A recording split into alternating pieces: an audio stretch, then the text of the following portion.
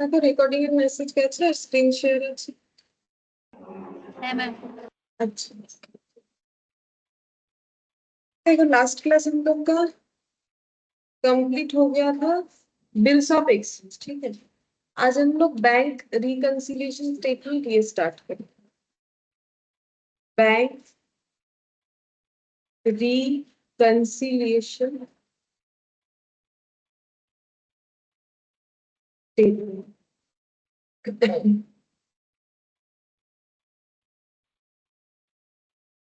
तो bank reconciliation statement क्या होता है, देखो। रिकंसिलिएशन का मतलब क्या होता है? रिकंसिलिएशन का मतलब रेक्टिफाई करना, है ना। रिकंसिलिएशन का मतलब क्या होता है? रेक्टिफाई करना। रेक्टिफाई करना, कुछ गलत हुआ है उसको ठीक करना। और स्टेटमेंट का मतलब क्या होता है? स्टेटमेंट एक फॉर्मेट होता है। नॉर्मली स्टेटमेंट फॉर्मेट का मतलब एक पर्टिकुलर्स होता है, एक अमाउंट होता है, उसको हम लोग स्टेटमेंट फॉर्मेट बोलते हैं, ठीक है। तो हम लोग क्या करेंगे, एक रेक्टिफिकेशन स्टेटमेंट बनाएंगे, ठीक है। और इसमें बैंक का बात रिलेटेड होता है, इसलिए इसको हम लोग बोलते हैं बैंक रिकंसिलिएशन स्टेटमेंट, ठीक है। अच्छा, यहाँ पर हमें करना क्या है, तो देखो यहाँ पर हमें करना क्या होता है। एक्चुअली क्या होगा कि जैसे इंडिविजुअल पर्सन अगर बैंक में जाके अकाउंट ओपन करे तो बैंक वाला उसे नॉर्मली क्या देगा, एक क्या देता है। बैंक में जाके अगर अकाउंट ओपन करोगे तो बैंक वाला हमें क्या देगा, क्या क्या देता है। आज के एक फॉर्म फिलअप हो गया, अकाउंट ओपन हो गया, उसके बाद हमें क्या मिलता है, पासबुक, और आज की डेट पर और भी मिलता है, चेक बुक। Good evening. हाँ, चेक बुक, ये सब मिलता है, ठीक है। तो वैसे जैसे हम लोग individual person bank account open कर सकते हैं ना, तो वैसे बिजनेस ऑर्गेनाइजेशन भी अपने नाम का बैंक अकाउंट ओपन करते हैं, क्योंकि बिजनेस ट्रांजैक्शन करना है तो बिजनेस का नाम से हम लोग चाहे तो अकाउंट ओपन कर सकते हैं, ठीक है। तो अगर कोई बिजनेस ऑर्गेनाइजेशन चाहे, क्योंकि यहाँ पर कोई इंडिविजुअल पर्सन का बैंक का स्टेटमेंट नहीं बनाना है, बिजनेस ऑर्गेनाइजेशन का, ठीक है। तो बिजनेस ऑर्गेनाइजेशन जो है वो अपना क्या ओपन करता है, बैंक में जाके बैंक अकाउंट ओपन करता है कि भाई मेरे बिजनेस में क्या क्या ट्रांजैक्शन होता है। और जैसे ही वो बैंक अकाउंट ओपन करेगा, उससे चेक बुक वगैरह तो मिलेगा ही, लेकिन यहाँ पर हमें ज्यादा कुछ बुक्स नहीं चाहिए, हमें एक ही बुक्स का बात यहाँ पर किया जाएगा, दैट इज पासबुक, ठीक है। लेकिन जो बैंक हमें पासबुक देता है, क्या वो ओरिजिनल होता है, ऐसे ही पूछ रहे हैं। ओरिजिनल होता है, वो जेरोक्स कॉपी होता है, ठीक है। अगर कभी गुम जाए तो हम लोग फिर उसको क्या बोलते हैं, नॉर्मल ये करना पड़ता है, पुलिस के पास जाके डायरी करना पड़ता है। ये गुम गया, जैसे मान लो किसी का वोटर कार्ड गुम जाता है तो क्या करना पड़ता है, जाके एक पुलिस के पास एक ये करना पड़ता है, उसके बाद फिर से उसको बना सकते हैं, ठीक है। Good evening ma'am. Good evening. तो वैसे ही, तो जो भी हो, तो ये ओरिजिनल नहीं होता है, ओरिजिनल वाला बैंक के पास ही रहता है, बैंक हम लोग को ये दे देता है। और ये कैसे अपडेट होता है बोलो तो, वो बैंक के पास जाके ही करना पड़ता है। लेकिन आज के डेट पे हम लोग एटीएम में भी अपने पासबुक को क्या कर सकते हैं, अपडेट कर सकते हैं। एटीएम में भी होता है, एटीएम में जाके करोगे तो वहां भी पासबुक अपडेट हो जाएगा। अपडेट में क्या दिखता है, क्या क्या ट्रांजैक्शन किए, कब कहाँ से कब, मतलब जैसे मान लो कहीं बाहर घूमने गए हो और पैसा जो है विथड्रॉल किए, तो वो भी दिखा देगा कि इस प्लेस से इस टाइम पे इतना पैसा विथड्रॉल हुआ है, ठीक है। तो वही चीज हमारा डिपॉजिट विथड्रॉल ये सब दिखाता है। अब बिजनेस ऑर्गेनाइजेशन और एक चीज भी मेंटेन करेगा, ये तो देखो बैंक अकाउंट तो ओपन करेगा और एक चीज भी बनाता है, क्या वो फिर अपने बिजनेस का ट्रांजैक्शन कैसे रखेगा।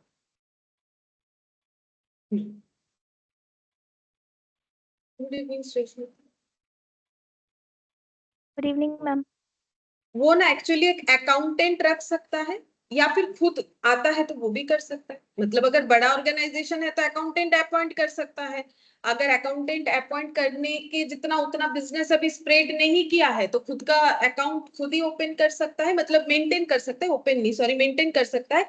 और यहाँ पर हमें जो अकाउंटेंट अपॉइंट कर रहा है या फिर खुद अकाउंट बना रहा है अपना, ठीक है, खुद ही बना रहा है, तो उसको क्या मेंटेन करना है, कैश बुक। वैसे बिजनेस में काफी सारा बुक्स होता है, कैश बुक अकेला बुक नहीं है, सब्सिडियरी बुक्स होता है, ठीक है, बहुत सारा बुक्स होता है। लेकिन यहाँ पर हमें क्या देखना है, कैश बुक। अब कैश बुक कितने तरीके का होता है पता है तुम लोग? हाँ, क्या क्या, सिंगल कॉलम, हाँ एक होता है सिंगल, डबल, और एक होता है ट्रिपल कॉलम, ठीक है।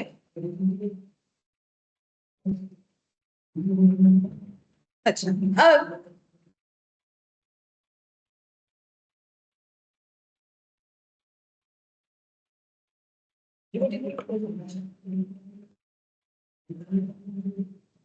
अब देखो, जो कैश बुक है हम लोग यहाँ पर क्या करेंगे, कैश बुक में मैंने बोला ना, देखो ट्रिपल कॉलम ही हम समझा देते हैं। देखो 3 कॉलम हो सकता है, तो 3 कॉलम वाला कैश बुक कैसे देखने में होता है, कैश बुक वैसे लेजर के तरह हम लोग यहाँ दिखाते हैं। जैसे कि सबसे पहला कॉलम क्या होता है, डेट का, फिर यहाँ पर क्या होता है, पर्टिकुलर्स, उसके बाद आ जाएगा हम लोग का कैश कॉलम, बैंक कॉलम और डिस्काउंट कॉलम। इधर भी सेम होगा, ठीक है, कैश और ये हो गया बैंक, ठीक है। इधर भी सेम होता है, डेट और पर्टिकुलर्स, कैश कॉलम और बैंक कॉलम और डिस्काउंट कॉलम, ठीक है। अच्छा, इधर हम लोग डेबिट क्रेडिट लिख सकते हैं या फिर रिसिप्ट पेमेंट भी लिखते हैं कैश बुक में, ठीक है। तो इधर लिखेंगे तो डेबिट और इधर लिखेंगे तो क्रेडिट, या फिर तुम लोग रिसिप्ट फिर किधर लिखोगे, डेबिट साइड की क्रेडिट साइड, डेबिट साइड, ठीक है। इधर लिखने से क्या लिखना पड़ता है, रिसिप्ट, और इधर लिखने से क्या लिखोगे, पेमेंट, ठीक है। ये हो जाता है। अच्छा, अब देखो यहाँ पर हमें रिकंसाइल क्या करना है, तो एक चीज बोलो कि हमारा अकाउंटेंट या फिर हम लोग खुद अगर अपना कैश बुक अपने बिजनेस में मेंटेन कर रहे हैं, तो हमारे कैश बुक का जो बैंक कॉलम है, चाहे इधर हो चाहे इधर हो, इस बैंक कॉलम का जो टोटल होगा वो हमारे पासबुक से मैच होना चाहिए कि नहीं होना चाहिए। मतलब अगर मान लो बैंक में पैसा डिपॉजिट किए, तो कैश बुक में एंट्री होगा कि नहीं, बैंक में पैसा डिपॉजिट करने का एंट्री क्या होता है, बैंक टू कैश, तो कैश बुक में एंट्री होगा कि नहीं, बाय बैंक। तो अगर हम मान लो 1000 रुपए डिपॉजिट किया, तो मेरा पासबुक में कितना दिखेगा, 1000 डिपॉजिट। सेम तरीके से मेरे कैश बुक में भी तो 1000 पहले कहाँ एंट्री होता है बोलो, तो अगर हम पैसा ले जाके बैंक में डिपॉजिट करें, पहले किसको पता चलेगा, पहले मुझको ही पता चलेगा ना। तो फिर मुझे एंट्री करना चाहिए, जब हम अपने घर से पैसा लेके जा रहे हैं, अगर हम अपना अकाउंट प्रॉपर्ली मेंटेन करते हैं, तो पहले मुझे क्या करना पड़ेगा, अपने ही कैश बुक में एंट्री डालना पड़ेगा, ठीक है। और पासबुक में एंट्री कौन डालेगा, बैंक। उसमें हम लोगों का लिखने का थोड़ी ना राइट्स होता है, वो तो बैंक अपडेट करके देगा कि ये डिपॉजिट हो गया। पैसा डिपॉजिट करने के बाद बोलोगे पासबुक अपडेट कर देने के लिए, वो लोग अपडेट कर देगा तो वहां दिखेगा इतना।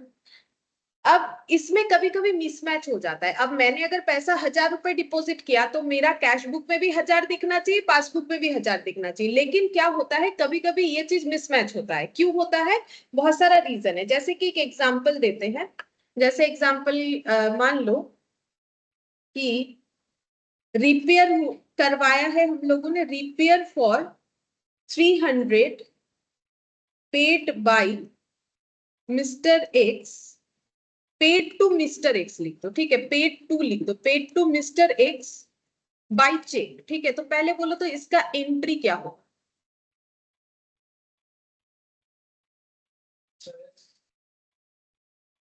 रिपेयर्स टू बैंक, तो 300, ठीक है। अब जैसे ही हम लोगों ने किसी को चेक इशू किया, मेरे बिजनेस का खर्चा था, रिपेयर करवाया किसी वजह से, तो फिर मैंने पेमेंट कर दिया, ठीक है। तो अब इसका एंट्री कैश बुक में होगा कि नहीं होगा, ऑब्वियसली होगा, कैश बुक के बैंक कॉलम में होगा ना। क्या लिखेंगे बोलो, अच्छा इसका ना एक डेट देते हैं, तो हमारा सम्स जो है सही सही। मान लो इसका डेट है, आज कितना है, आज है 12th ऑफ, आज वाला ही दे देते हैं, ऑन 12th ऑफ अक्टूबर 2024, ठीक है। तो अब कैश बुक में हम लोग क्या लिखेंगे, बाई रिपेयर्स, डेट हो जाएगा 12th ऑफ अक्टूबर 2024, हम लोग लिखेंगे बाई रिपेयर्स बोल के, जो 300 है वो कौन से कॉलम में जाएगा, बैंक कॉलम, ठीक है। ये मैंने लिख दिया, क्यों, क्योंकि मैंने जिससे काम करवाया है उसको मैंने क्या किया, चेक में पैसा दे दिया। अब चेक में पैसा देते साथ क्या, चेक का क्या कंडीशन होता है, चेक में पैसा देने से क्या होगा, जब ये मिस्टर एक्स को क्या करना पड़ेगा, मिस्टर एक्स को जाना पड़ेगा कहाँ बोलो तो, बैंक, बैंक जाके उनको क्या करना पड़ेगा, चेक को डिपॉजिट, ठीक है। जब वो चेक को डिपॉजिट करेंगे तब ना उनके अकाउंट में पैसा आएगा। ऐसे ही घर बैठे चेक को लेके बैठे रहेंगे तो क्या उनके पास पैसा आ जाएगा, नहीं। तो उनको तो जाना पड़ेगा बैंक तक, अपने बैंक में जाएंगे, चेक को डिपॉजिट करेंगे, फिर मैक्सिमम 3 डेज के अंदर जो है क्लियर हो जाता है पैसा, ठीक है। अब ये हो गया 12th ऑफ अक्टूबर का बात, ठीक है।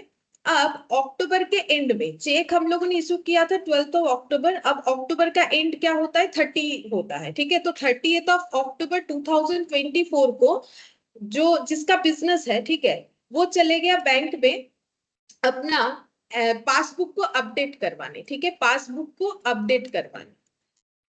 अब ये मिस्टर एक्स जो है वो कब गए पता है चेक डिपॉजिट करने? वो गए मान लो 5 दिसंबर 2024 में जाने वाले हैं, ठीक है, उसके पहले वो नहीं गए। तो अब मुझे एक चीज बोलो, पासबुक को जब ये अपडेट करवाएंगे, जिनके बिजनेस का मैंने कैश बुक बनाई या फिर मान लो मेरे ही बिजनेस का, तो मुझे बैंक अकाउंट से क्या 300 रुपए डिडक्ट मिलेगा? क्योंकि मैंने अगर चेक में पेमेंट किया है तो मेरा बैंक बैलेंस कितने से कम हो जाएगा? 300 से। लेकिन कम कब होगा? जब वो जाके चेक डिपॉजिट करेगा तब ना। अब मैंने डेट लगाया, उसने अपने दिमाग में सोच लिया है अभी नहीं जाएंगे, कुछ दिन बाद जाएंगे, 5 दिसंबर को जाएंगे, उसको अभी काम में नहीं जा सकता है। तो अब यहाँ पर हम तो चले गए अपना अकाउंट को चेक करने, कब? 30 अक्टूबर लिखा है, ठीक है, नवंबर लिखा है, 30 नवंबर को, ठीक है। अच्छा, तो मुझे एक चीज बोलो, क्या मुझे मेरे अकाउंट से 300 रुपए कम दिखेगा? तो कैसे दिखेगा? पॉसिबल ही नहीं है। 300 रुपए पहले तो ये जाएगा, 5 दिसंबर जब तक नहीं आएगा कैसे 300 रुपए कम दिखेगा? 5 दिसंबर में डिपॉजिट करेगा, उसके 2-3 दिन बाद कम दिखेगा। तो मिसमैच होगा कि नहीं होगा? क्योंकि मेरा कैश बुक का बैंक कॉलम तो 300 रुपए का एक्सपेंस शो करेगा, बट मेरे पासबुक में ऐसा कोई एक्सपेंस शो नहीं होगा। इस चीज को बोलते हैं टाइमिंग गैप, ठीक है। तो अलग अलग रीजन होता है जिस वजह से हम लोग का कैश बुक का बैंक कॉलम के साथ पासबुक का एक ही कॉलम होता है, ठीक है। पासबुक का कोई कैश कॉलम नहीं होता है। पासबुक के कॉलम में हमें क्या दिखता है? डिफरेंसेस दिखता है, ठीक है। अब अपडेट हम लोग पहले करवाने चले गए, जबकि चेक वो बाद में डिपॉजिट करने गए, तो फिर हमें डिफरेंसेस दिखेगा। तो ये जो डिफरेंसेस है इसी को हमें रिकंसाइल करना है, ठीक है। तो इस डिफरेंसेस की वजह से जो बैलेंस में गैप आएगा उसे हमें जो है चेक करना है, ठीक है। यही है टॉपिक, यही वाला है हम लोग का। अच्छा, क्या क्या रीजन हो सकता है? एक मैंने जैसे बोला टाइमिंग गैप, और एक चीज हो सकता है error committed in recording of transaction. In recording of transaction मतलब जैसे मान लो कि हम लोगों ने बैंक के थ्रू से अपना कोई इंश्योरेंस पे करने का काम कर रखा है, ठीक है। मतलब बैंक अकाउंट से इंश्योरेंस का पैसा कट जाता है हर मंथ, ठीक है। अब हर मंथ कटता है 1000 रुपए करके। हम लोगों ने अपने अकाउंटेंट को बोल दिया कि आप हर मंथ इतने तारीख को एंट्री कर दीजिएगा, ठीक है। अब उन्होंने क्या किया? 1000 की जगह गलती से 100 लिख दिया, 1000 की जगह गलती से 100 लिख दिया, तो मिसमैच दिखेगा कि नहीं दिखेगा? ऑब्वियसली दिखेगा। 1000 की जगह अगर कोई 100 लिखेगा तो नहीं दिखेगा, क्योंकि 1000 का एक्सपेंस है। तो बैंक में तो 1000 होता है जैसा टाइम पॉइंट पे होना चाहिए। लेकिन अकाउंटेंट ने गलती से 1000 लिखने की जगह 100 लिख दिया, तो मिसमैच तो दिखेगा। पासबुक का बैलेंस 1000 से डिडक्टेड दिखेगा, जबकि कैश बुक का बैंक कॉलम 100 से दिखेगा, तो 900 का गैप दिखेगा, ठीक है। ये गैप को ही हमें क्या है समझना है, और उसके हिसाब से कैलकुलेशंस करके दिखाना है। तो वही हम लोग का चैप्टर है, ठीक है। तो ये चैप्टर का मेन थीम हो गया कि हमें पढ़ना क्या है।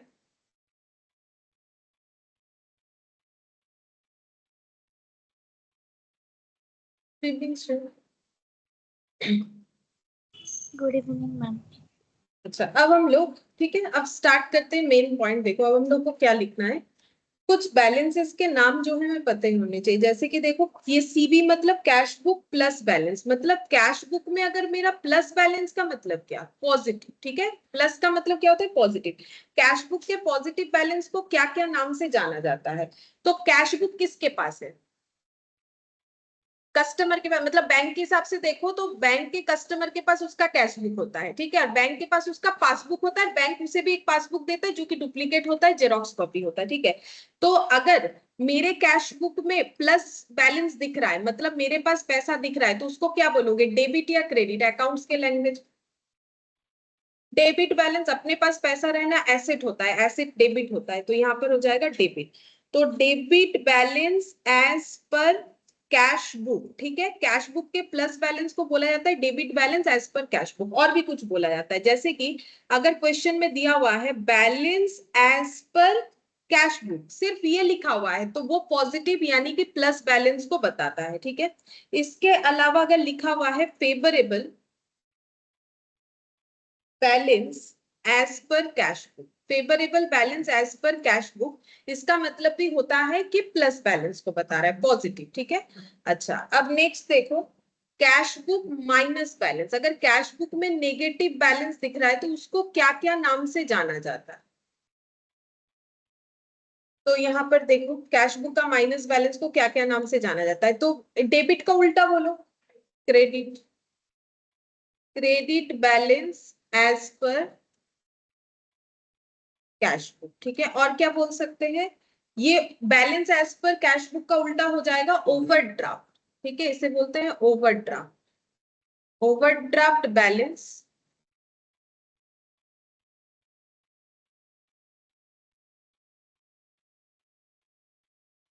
Overdraft balance as per cash book.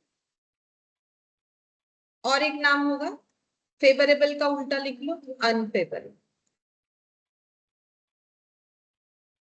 Balance as per cash book, ठीक है। क्वेश्चन में कोई भी लैंग्वेज यूज कर सकता है तो इसीलिए हमें सारा पता होना चाहिए। फिर उसके बाद पासबुक, ये पी डॉट बी मतलब पासबुक प्लस बैलेंस, इसको क्या क्या नाम से जाना जाता है? पासबुक के प्लस बैलेंस को, ठीक है। पासबुक कौन बनाता है? बैंक बनाता है, ठीक है। बैंक के पास जो पासबुक है, तो बैंक के पास अगर पॉजिटिव बैलेंस है, किसका होता है? बैंक के पास जो पासबुक होता है वो तो कोई कस्टमर का होता है, तो कस्टमर जब बैंक में पैसा दे रहा है तभी ना प्लस बैलेंस दिखेगा। तो बैंक के लिए कस्टमर का पैसा क्या होता है? एसेट, इनकम, एक्सपेंस, लाइबिलिटी क्या होता है? लाइबिलिटी, ठीक है। क्योंकि थोड़ी ना उसका पैसा है, वो तो कस्टमर के पैसे को रखता है, तो ऑल लाइबिलिटीज आर, तो फिर ये क्रेडिट होता है। Credit balance as per passbook, ठीक है। और क्या बोल सकते हैं? अगर पॉजिटिव होता है तो simple balance as per passbook बोला जाएगा, जैसे कैश बुक को बोला जाता है। Favourable, favourable balance as per passbook. फिर नेक्स्ट यहां पर लिखेंगे पासबुक माइनस बैलेंस।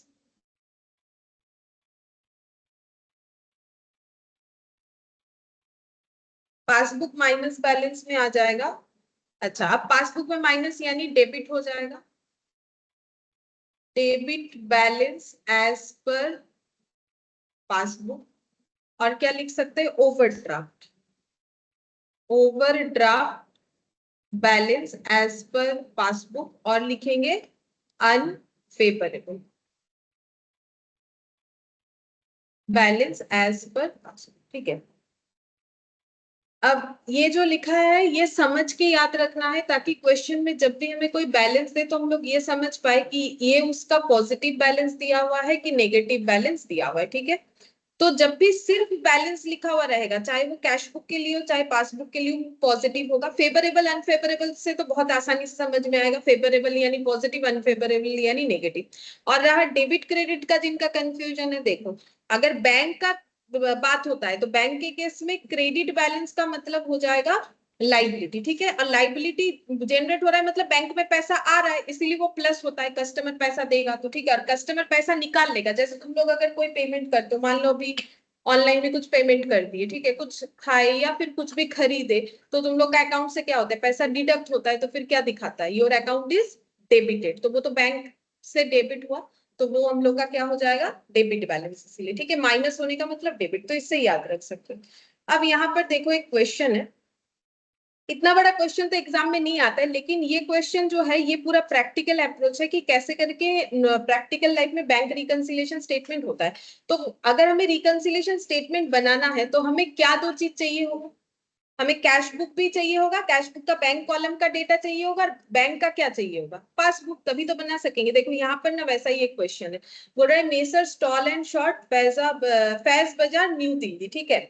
तो न्यू दिल्ली का कोई जो है बिजनेस ऑर्गेनाइजेशन है फैज बाजार में, जिनका देखो यहाँ पर पंजाब नेशनल बैंक में जो है अकाउंट है, और उसका पासबुक का यहाँ डिटेल्स दिया हुआ है। नीचे देखो cash book bank column only, क्योंकि कैश बुक का बैंक कॉलम ही तो हमें चाहिए बैंक के पासबुक के साथ मैच करने के लिए। अब ये ऐसे दो दे देगा, अगर तुम लोग प्रैक्टिकली जब जब मतलब जो है अपना क्या बोलते हैं उससे, इस तरीके का कोई काम करने कहीं पर भी जाओगे और बैंक रिकंसिलिएशन स्टेटमेंट अगर करने के लिए दिया जाएगा, तो तुम लोग ऐसे एक पासबुक और उसके साथ एक कैश बुक, और बोलेगा रिकंसाइल करो, तो क्या रिकंसाइल करोगे बोलो तो? ये प्रैक्टिकली यहाँ पर दिया हुआ है। नॉर्मली तुम लोग 11 में जो करते हो वहां तो एक क्वेश्चन दिया हुआ रहता है उसके साथ करते हो, लेकिन ये प्रैक्टिकली क्वेश्चन दिया हुआ है। रियल लाइफ में जैसा हो, क्या ढूंढोगे? क्या ऐसा अगर 2 पेज दे दिया, ये लो पासबुक वाला पेज, ये लो कैश बुक का बैंक कॉलम, तो क्या ढूंढना क्या है तुमको? अब ढूंढना है कि बैंक के पासबुक में जो भी डिपॉजिट या विथड्रॉल कॉलम में है सेम वही चीज मेरे कैश बुक में है कि नहीं। अगर नहीं है तो कौन कौन सा मिसमैच है वो फाइंड आउट करना पड़ेगा। ठीक है, तो यहाँ पर देखो हम लोग कोई भी एक कॉलम से स्टार्ट कर सकते हैं, चाहे वो डिपॉजिट हो चाहे वो विथड्रॉल हो। ठीक है, तो डिपॉजिट कॉलम में देखो कितना कितना लिखा हुआ है। हम पहले डिपॉजिट से स्टार्ट कर रहे हैं अगर, तो 4,00,000, 35,000, 76,000, 30,000, 43,000, 20,000। ठीक है, तो हम एक काम करते हैं, यहाँ पर ना इसको लिखते हैं। ये देखिए 4,00,000 है, ये हम इसीलिए लिख रहे हैं क्योंकि नीचे फिर उसको ना कंपेयर कर लेंगे, ये मुझे दिखेगा नहीं, तो इतना बड़ा क्वेश्चन है ना तो ये दिखेगा नहीं। ठीक है, तो ये देखो डिपॉजिट कॉलम में ये अमाउंट दिख रहा है। ठीक है, अगर इसमें से कोई भी अमाउंट हमें किस में नहीं दिखा, कैश बुक के बैंक कॉलम में, किधर ढूंढोगे? Debit side. अगर नहीं दिखा तो वो मिसमैच का कारण होगा। चलो डेबिट साइड ढूंढते हैं। क्या 4,00,000 है? हाँ है, 4,00,000 तो एक दिख रहा है, 4,00,000 है, तो ये हटाओ, ये मिसमैच का कारण है। 35,000 है, ठीक है, तो प्रैक्टिकली तुम लोग को यही करना पड़ेगा। 76,000 है, तो ये मिसमैच का कारण नहीं होगा। 30,000 है, तो फिर ये भी मिसमैच का कारण। ये क्या है? 43,000, ये भी है।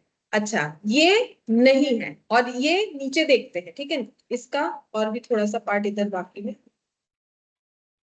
नहीं ये भी नहीं है। तो क्या क्या नहीं है? देखो इधर से 20,000 और उधर 2 मिसमैच है, एक 34,000 और एक उसके आगे वाला। ठीक है, तो हम लोग को डिपॉजिट कॉलम में 3 मिसमैच मिला। एक तो 2 आइटम जो कैश बुक में है लेकिन पासबुक में नहीं है, और पासबुक का एक आइटम जो कैश बुक में नहीं है। ठीक है, वही तो आइडेंटिफाई किया, अब उसको हम लोग लिख लेंगे। लिखो, इस चीज को लिख लेंगे। ठीक है, हमें क्या मिसमैच मिला? जो मिला वही जस्ट हम नोट डाउन करवा रहे हैं। पासबुक में मिसिंग है फ्रॉम कैश।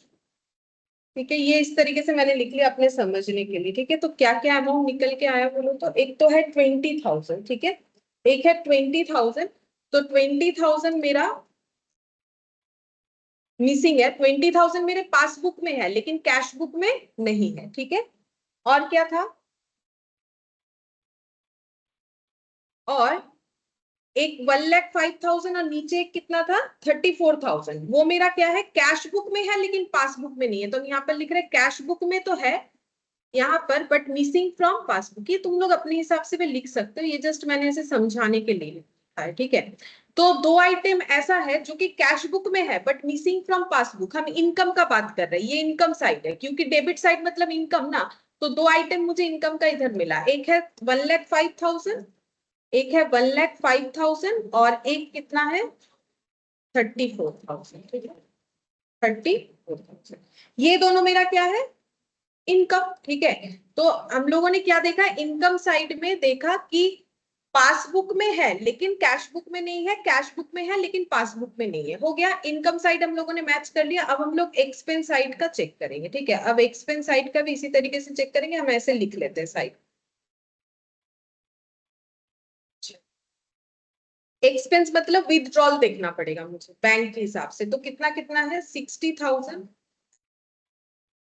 60,000, 125, 1,00,000, 125, 1,00,000 और 50, हाँ 25, 1। ठीक है, अब मैच करें, किधर से करोगे? Credit side. चलो देखते हैं। 60,000 मैच हो गया, 1,00,000 हाँ दिख रहा है, 125 ये भी हो गया, 73 नहीं हुआ, 50 हो गया। ठीक है, तो 73 एक मिसमैच मिला, और देखते हैं आगे क्या मिसमैच मिल रहा है। 73 उधर याद रखना है, 78, अच्छा ये मत लो, ये बैलेंस है। ठीक है, ये कोई आइटम नहीं है, ये बैलेंस है। 78 इधर से हुआ, 25 और इधर 1,000 और इधर हम लोग का हो गया 50,000। ठीक है, ऐसे था, ऐसे था। ठीक है, वो इधर उधर हो गया पॉइंट। चलो कोई बात नहीं, यहाँ से जो कट हुआ उससे तो पता ही चल रहा है। तो चलो लिखेंगे यहाँ पर कैश बुक में पासबुक में है लेकिन कैश बुक में नहीं है, वो कितना है 25,000 और 1,000। ये तो पासबुक वाला आइटम है ना, तो पासबुक में है लेकिन कैश बुक में नहीं है, मतलब कौन सा, ये वाला। ठीक है, पासबुक में है लेकिन कैश बुक में नहीं है, तो लिखो कितना कितना 25 और 1,000। 25 और 1,000 ये क्या है, इनकम है कि एक्सपेंसेस है, एक्सपेंसेस। ठीक है, और क्या देखा हम लोगों ने, कैश बुक में है लेकिन पासबुक में नहीं है, वो कितने सारे आइटम थे, वो भी दो था। एक था हम लोग का शायद 73,000, क्योंकि 50,000 तो कट हो गया था यहाँ पर मेरा ना, ये इधर उधर हो गया। तो जो भी हो, देखो ये 60 कैंसिल आउट कर देते, 125 1 लाख, और इधर 50, इधर से कितना होगा 73। और एक नीचे भी है, तो 73 लिखो एक, और एक लिखना है हम लोग को 78। 73 और 78 ये दोनों क्या है, एक्सपेंस आइटम। ठीक है, पहले तो तुम लोग को प्रैक्टिकली ये करना, ये चीज तुम लोग को नॉर्मली नहीं करना होता है, जो नॉर्मल क्वेश्चंस होता है, लेकिन ऐसे ही तो क्वेश्चन बना हुआ होता है ना, मतलब क्वेश्चन जो बना हुआ है वो इस तरीके से सोच के बनाया गया होगा कि ये ऐसे करके हमें फाइंड आउट करना है। अब हम लोग बनाएंगे रिकंसिलिएशन स्टेटमेंट, वो कैसे बनेगा देखो, तो जैसे तुम लोग लिखते हो वैसे ही लिखना है statement, bank reconciliation statement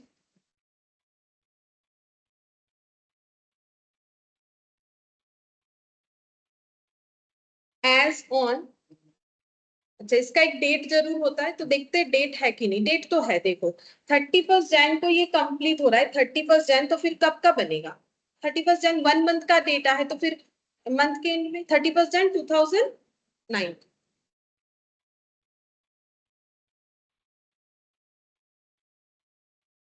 particulars देखो तुम लोग अलग तरीके से सीख सकते हो, क्योंकि ये नॉर्मली सब कुछ सीख ही लेता है 11 में।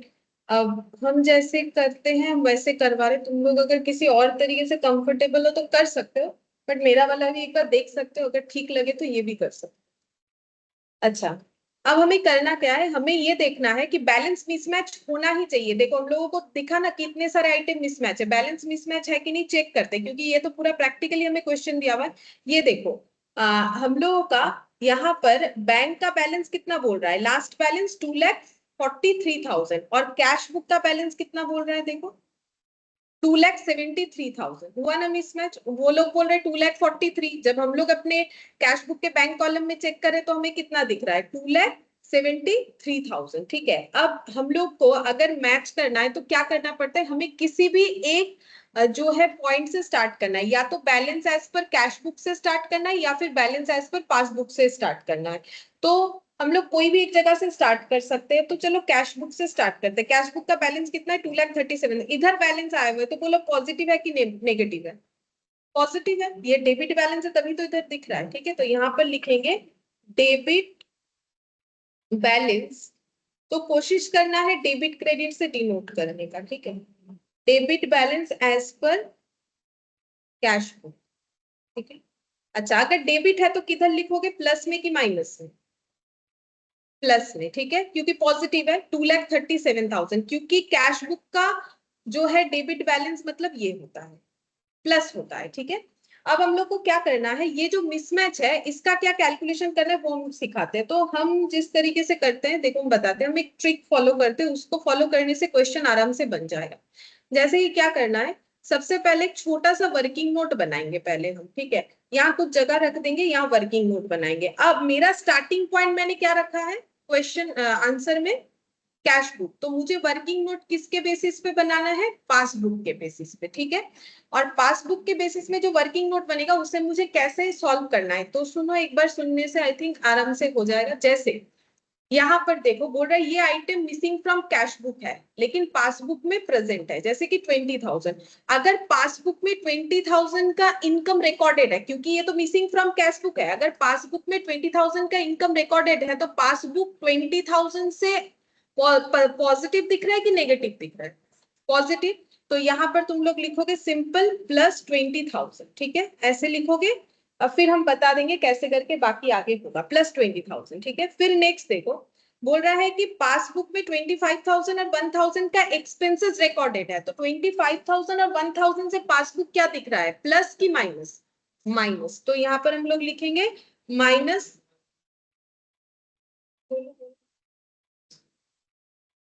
अगर तुम 20,000 वाला अगर पासबुक में इनकम रिकॉर्ड हुआ है, मान लो तुमने इन्वेस्टमेंट किया था, इंटरेस्ट मिला, तो बैंक के थ्रू से इंटरेस्ट मिलता है, तो पासबुक में इनकम आया तो पासबुक प्लस दिखेगा ना। प्लस का मतलब बैलेंस बढ़ेगा ना तुम्हारा, और माइनस का मतलब बैलेंस कमेगा। अगर एक्सपेंस है तो बैलेंस क्या हो जाएगा, कम हो जाएगा। और अगर इनकम आया तो पासबुक में बैलेंस क्या दिखेगा, पॉजिटिव दिखेगा। अगर बैंक में इनकम आया, ठीक है, मान लो डिविडेंड इनकम आया, तो पासबुक का बैलेंस क्या दिखेगा, प्लस। प्लस मतलब बैलेंस बढ़ेगा, ऐड होगा। अगर 100 रुपए था और 150 रुपए मिला तो 100 प्लस 150 कितना होगा, 250, तो वही। और अगर एक्सपेंस हुआ तो लेस होगा। एक्सपेंस का मतलब खर्चा, खर्चा होने से बैलेंस डिडक्ट होगा, ठीक है। अब देखो कैश बुक का बोल रहा है, कैश बुक में है, ये जो मैंने बनाया था ये है, कैश बुक में आइटम है लेकिन पासबुक में नहीं है। अगर पासबुक में 1,05,000 और 34,000 का इनकम नहीं दिख रहा है, मुझे सारा चीज पासबुक के अकॉर्डिंग तुम लोग को बताना चाहिए, ठीक है। क्यों? क्योंकि मैंने वर्किंग नोट किस पे बनाया, पासबुक, तो पासबुक के अकॉर्डिंग बनाना है। तो पासबुक में अगर 1,05,000 और 34,000 का इनकम नहीं रिकॉर्ड हुआ है, क्योंकि ये इनकम पासबुक से मिसिंग है, तो पासबुक का बैलेंस 1,05,000 और 34,000 से ज्यादा दिखेगा, मतलब पॉजिटिव दिखेगा कि नेगेटिव दिखेगा, नेगेटिव दिखेगा। अगर मैंने 1,05,000 और 34,000 मेरे बैंक अकाउंट में ये इनकम का कोई एंट्री हुआ ही नहीं है, किसी भी रीजन से हो वो वाला, ठीक है, तो फिर मेरा 1,05,000 और 34,000 से बैलेंस क्या दिखेगा, कम। तो यहाँ पर माइनस करेंगे 1,05,000 और 34,000।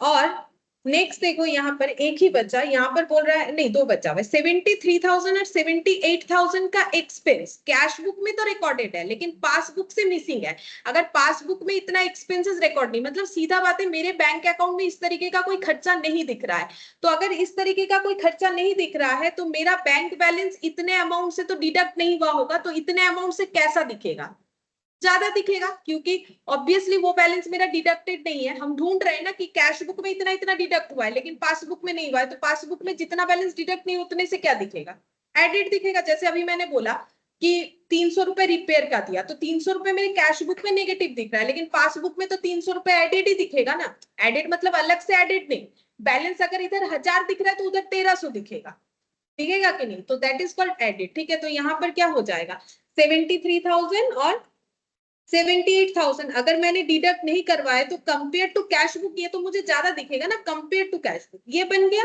तो क्वेश्चन भी बन गया। अब तुम लोग को इसको लैंग्वेज के हिसाब से लिखते जाना है।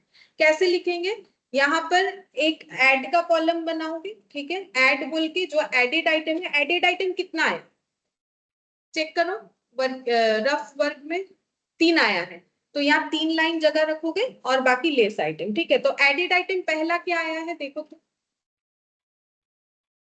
20,000। अब 20,000 क्या था, चलो चेक करते हैं।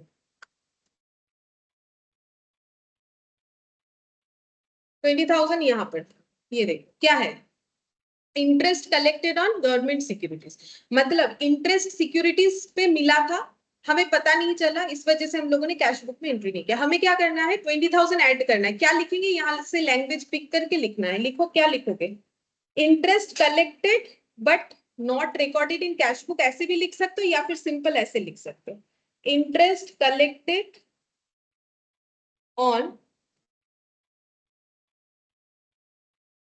इतना लिखने से ही हो, ऑन गवर्नमेंट सिक्योरिटीज 20,000, ये ऐड वाले जगह पे चला जाएगा। एक बार एडलेस बना लिया, बाकी देख देख के लिखना है। इसके बाद और कौन सा एडेड आइटम है,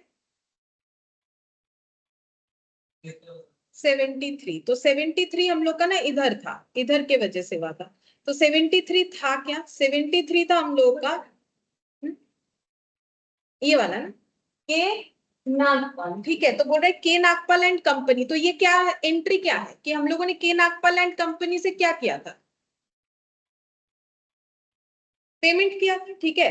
तो इसको क्या लिखेंगे, इसका मतलब ये जो है ये चेक इशू किया था इनको, बट ये लेके नहीं, क्योंकि देखो बैंक कॉलम में आ रहा है तो चेक इशू किया था, ये तो कंफर्म है ना, यहाँ कैश का ट्रांजैक्शन कहाँ से होगा, तो के नागपाल एंड कंपनी टू क्या एंट्री हो रहा है, बैंक, तो इसका मतलब चेक इशू किया था, तो चेक इशू तो हुआ बट बैंक में इसका कोई अपडेट नहीं है, मतलब हम लोगों ने चेक पेमेंट किया बट वो चेक लेके घर पे बैठे, इसका मतलब ये हो गया। तो लैंग्वेज क्या लिखेंगे, check issued but not presented for payment, ये लैंग्वेज होता है। लिखो check issued but not presented for payment 73,000। इसके बाद का ऐड आइटम है आई थिंक 78,000, ठीक है। अब 78,000 का क्या प्रॉब्लम था देखते हैं। 78,000 हम लोग का इधर था नीचे शायद, हाँ ये देखो बी बाबू एंड कंपनी, इनका भी सेम वही बात हुआ होगा, check issued but not presented for payment, क्योंकि ट्रांजैक्शन तो खुद को समझना पड़ेगा ना कि क्यों इधर लिखा हुआ है, तभी तुम लोग आंसर लिख पाएंगे। नॉट प्रेजेंटेड फॉर पेमेंट, ये कितना हो जाएगा 78,000। अब बाकी सब जो है लेस वाला है, ठीक है। तो फिर अब हम लोग लेस वाले कॉलम में जाके लिखेंगे, तो यहाँ पर एक लेस कॉलम बनाओ। लेस में क्या क्या था, 25, 1 और 1,05,000, 34, 4 आइटम था। तो पहले देखते 25 था, तो 25 कहाँ था, ऊपर था शायद ना 25,000। तो 25,000 किस चीज का था, ये देखो premium paid as per standing instruction, मतलब बैंक वाले को इंस्ट्रक्शन दिया हुआ है प्रीमियम पे कर दो, लेकिन खुद अकाउंटेंट नहीं किया होगा एंट्री, इसीलिए मिसमैच दिख रहा है, कैश बुक से मिसिंग था। तो क्या लिखेंगे, premium paid as per standing instruction, ये लिखने से ही होगा। Premium paid as per standing instruction कौन से साइड में लिखोगे आप, नेगेटिव, मतलब जो माइनस साइड है उधर लिखना है, ठीक है। अच्छा फिर 1,000 है, 1,000 का नेगेटिव लिखना है, उसका लैंग्वेज क्या होगा देखते हैं। 1,000 किस वजह से हुआ था, ये यहाँ दिख रहा है बैंक चार्जेस, तो बैंक ने चार्ज काटा था किसी बात का, हमें पता नहीं चला, हम लोगों ने कैश बुक में वो अपडेट नहीं किया, इसलिए अलग दिख रहा है। तो क्या लिखेंगे, बैंक चार्जेस, सिर्फ बैंक चार्जेस लिखने से भी होगा 1,000, ठीक है। बैंक चार्जेस 1,000, उसके बाद है 1,05,000 नेगेटिव, ठीक है। यहाँ दिख रहा है, यहाँ देख देख के हम दिख रहा है 1,05,000, इसका लैंग्वेज ढूंढते हैं क्या होगा, ये शायद इधर था 1,05,000, क्या था, to M Mohan and company. अब सोचो ये किस चीज का था, तो ये एंट्री क्या हुआ होगा, bank to M Mohan and company, मतलब हम लोगों ने क्या किया, चेक दिया कि लिया, लिया, ठीक है। लेकिन ये चेक लिया तो बैंक अकाउंट का बैलेंस क्या होना चाहिए था, बढ़ना चाहिए था, लेकिन हम लोगों ने जरूर चेक लेके घर पे बैठे नहीं गए, इसलिए तो बैंक में उसका कोई अपडेशन है ही नहीं। तो इसका मतलब क्या हो जाएगा, चेक जो है अभी तक क्रेडिट नहीं हुआ है, ठीक है। अब हो सकता है कि वो 3 दिन जो टाइम लगता है उस वजह से नहीं हुआ, या फिर हम लोग गए नहीं चेक को लेके, ठीक है। तो कोई भी हो सकता है। तुम लोग क्या लिखेंगे, M Mohan and company cheque not credited, credit होने का मतलब क्या है, अपने अकाउंट में वो पैसा आना, ठीक है। जैसे मान लो तुम लोगों ने मुझे कोई चेक में पेमेंट किया, हम बोल रहे हैं मेरे अकाउंट अभी तक क्रेडिट ही नहीं हुआ, ठीक है। तो क्रेडिट नहीं होने का मतलब क्या है, मेरे अकाउंट में अभी तक बैलेंस दिखा नहीं, तो यहाँ पर वही इश्यू हुआ है, क्योंकि कैश मतलब जो अकाउंटेंट है उन्होंने तो एंट्री कर दिया, तो एम मोहन ने तो चेक दे दिया, बट हम लोगों का चेक अपडेट नहीं हुआ, या फिर हम लोग गए नहीं होंगे चेक डिपॉजिट करने, इसलिए पासबुक में नहीं दिख रहा है। और लास्ट अमाउंट है 34,000, वो किस चीज का है, 34,000 टू एन नंदी एंड सन, ये वाला भी हम लोग का क्या हो जाएगा, वही सेम केस, ठीक है। तो an cheque not credit, credited होगा, ठीक है, चेक नॉट क्रेडिटेड 34,000, ठीक है। अब कैसे लिखना होता है, प्लस कॉलम का टोटल इधर लिखेंगे, माइनस कॉलम का टोटल इधर लिखेंगे। तो माइनस कॉलम का तो इधर मुझे दिख रहा है 25 और 126, 26 और 34, 1,65,000, और पॉजिटिव वाला कितना आया, 4,08,000, ठीक है। अब देखो पॉजिटिव इतना है, नेगेटिव इतना है, तो इसका नेट करो, मतलब प्लस और माइनस को नेट करके बोलो क्या आंसर आ रहा है।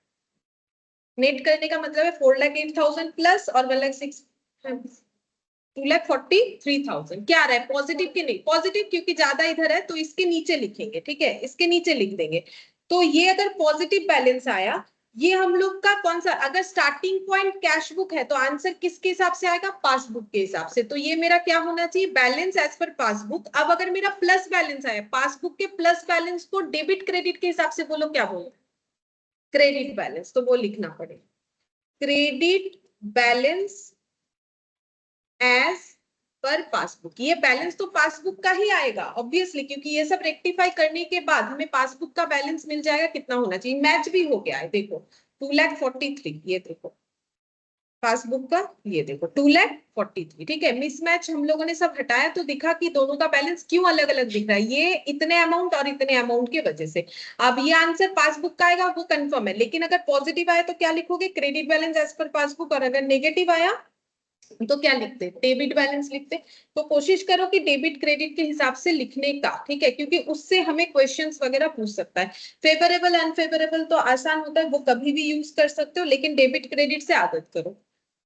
अच्छा, ऐसा क्वेश्चन थोड़ा चांसेस कम होता है आने का, इसीलिए क्योंकि तुम लोग को क्वेश्चन दे देगा, तुम लोग को सिर्फ एडलेस और ये लिख के दिखाना है। लेकिन ये एक प्रैक्टिकल अप्रोच था जिससे हमें समझ में आता है कि कैसे करके रिकंसिलिएशन रियल लाइफ में होता है। तो रिकंसिलिएशन करता कौन है, बैंक या उसका कस्टमर?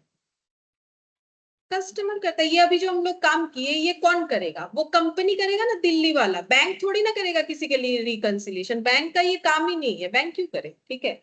तुम्हारा मैच नहीं हो रहा है कैश बुक के साथ, तुम खुद करो, ये एमसीक्यू में पूछता है, ठीक है। इलास्ट्रेशन 2 देखो, तुम लोग का मेनली इस तरीके से आता है, from the following particulars prepare a bank reconciliation statement from for Jindal offset limited. तो यहाँ कुछ डिटेल्स दे दिया है, देखते हैं। बैलेंस पासबुक के हिसाब से भी दे रखा है, बैलेंस कैश बुक के हिसाब से भी दे रखा है, तो हम लोग किसी भी एक पॉइंट से स्टार्ट कर सकते हैं। और अगर कोई एक ही दिया हुआ है तो हम लोग फिर उसी से स्टार्ट करेंगे, ठीक है। मान लो कैश बुक दिया है, पासबुक नहीं दिया है, तो स्टार्टिंग पॉइंट में हमारे पास तो फिर कोई ऑप्शन नहीं है, क्या लेना पड़ेगा, जो रहेगा वही लेना पड़ेगा। यहाँ हमारे पास दो दो ऑप्शन है, तो कहीं से भी स्टार्ट कर सकते हो। तो कैश बुक से ही करते, चलो पहला वाला कैश बुक किया, इसको भी कैश बुक से ट्राई करो।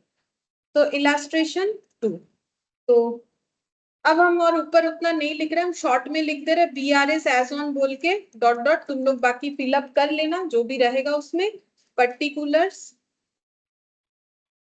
प्लस माइनस, ठीक है। अब हम यहाँ पर बना लेंगे वर्किंग नोट। तो हम वर्किंग नोट ना अपना इधर साइड में बना रहे, ठीक है, क्योंकि मेरा पेज जो है ना यहाँ छोटा हो जाता है, तो फिर वो मुझे करने में दिक्कत होता है। तुम लोग अपना नीचे कर सकते हो वर्किंग नोट, ठीक है। वर्किंग नोट हो जाएगा। अब अगर हम लिखते हैं बैलेंस, हमारा कैश बुक के हिसाब से स्टार्टिंग पॉइंट रखते हैं, तो कैश बुक का starting point balance as per cash book दिया है 2,40,000। अब बोलो ये पॉजिटिव है कि नेगेटिव, मैंने अभी सिखाया पॉजिटिव। सिर्फ बैलेंस लिखा हुआ रहेगा तो पॉजिटिव, देखो मैंने लिखवा दिया क्योंकि क्वेश्चन अलग अलग तरीके से देगा, तो ये तुम लोग को याद रखना है। तो balance as per cash book 2,40,000, ठीक है। लिखो बैलेंस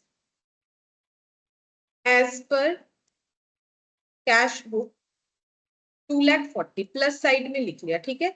अगर मेरा स्टार्टिंग पॉइंट मैंने कैश बुक रखा है तो मेरा वर्किंग नोट में हेडिंग होगा पासबुक, और मुझे सारा चीज पासबुक के हिसाब से सोचना पड़ेगा, ठीक है। अब तुम लोगों को एक एक चीज पूछते देखते तुम लोग आंसर सही दे पाते हो कि नहीं। जैसे cheque issued but not presented in the bank amount to 1,36,000, मतलब चेक इशू करने का मतलब क्या है, पेमेंट की रिसीप्ट, पेमेंट। हम लोगों ने चेक इशू कर दिया है, ठीक है, किसने, जिंदाल ऑफसेट ने चेक इशू कर दिया है, but not presented in the bank का मतलब जिसको दिया है वो अभी तक बैंक में लेके नहीं गया।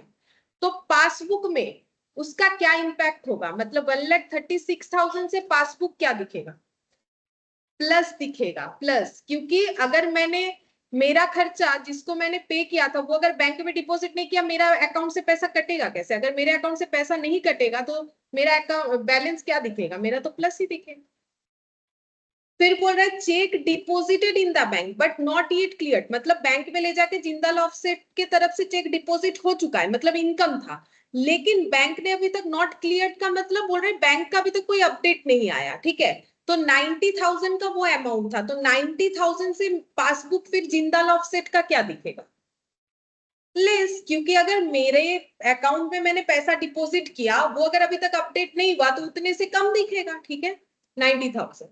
अच्छा फिर देखो बोल रहा है बैंक चार्जेस, बैंक ने चार्ज काटा है 300, तो पासबुक क्या दिखेगा 300 से, लेस दिखेगा। मान लो एटीएम यूज करते हो, एटीएम का चार्ज काटता है बैंक, कभी भी पासबुक को अपडेट करवाओगे देखना साल में एक चार्ज काटता है, ठीक है। तो पासबुक में बैलेंस 300 से क्या होगा, डिडक्ट हो जाएगा, बैंक चार्ज काटेगा तो 300 रुपए कम दिखेगा ना, विथड्रॉल कॉलम में दिखेगा 300 और रीजन दिखाएगा कि बैंक ने अपना चार्ज काट लिया। उसके बाद यहाँ पर interest credited by bank, credit होने का मतलब इंटरेस्ट, क्रेडिट होने का मतलब इनकम या एक्सपेंस, इनकम। इंटरेस्ट क्रेडिट हुआ, अब कोई भी चीज का हो सकता है, हम लोगों ने कोई इन्वेस्टमेंट वगैरह किया होगा, उसका इंटरेस्ट क्रेडिट हुआ, या कभी कभी ज्यादा अमाउंट सेविंग्स में रहने से बैंक थोड़ा बहुत इंटरेस्ट दे देता है, ठीक है। तो 1250 का इंटरेस्ट क्रेडिट हुआ, तो 1250 से पासबुक का बैलेंस क्या दिखे, प्लस दिखे, इनकम है। फिर बोल रहा है बैलेंस, अच्छा ये बैलेंस मतलब ये सब एडजस्ट करने के बाद मेरा आंसर कितना आना चाहिए, 2,86,950 ये आना चाहिए। अब हम लोग को क्या करना है, हम लोगों ने रेडी कर लिया क्या प्लस होगा क्या माइनस होगा। अब प्लस आइटम कितना है 2 और लेस आइटम कितना है 2, तो ऐड आइटम के लिए 2 लाइन जगह, लेस आइटम पे 2 लाइन जगह, ठीक है। अब पहला प्लस आइटम है 1,36,000, तो उसका लैंग्वेज क्या लिखोगे, check issued but not presented, simple, check issued but not presented.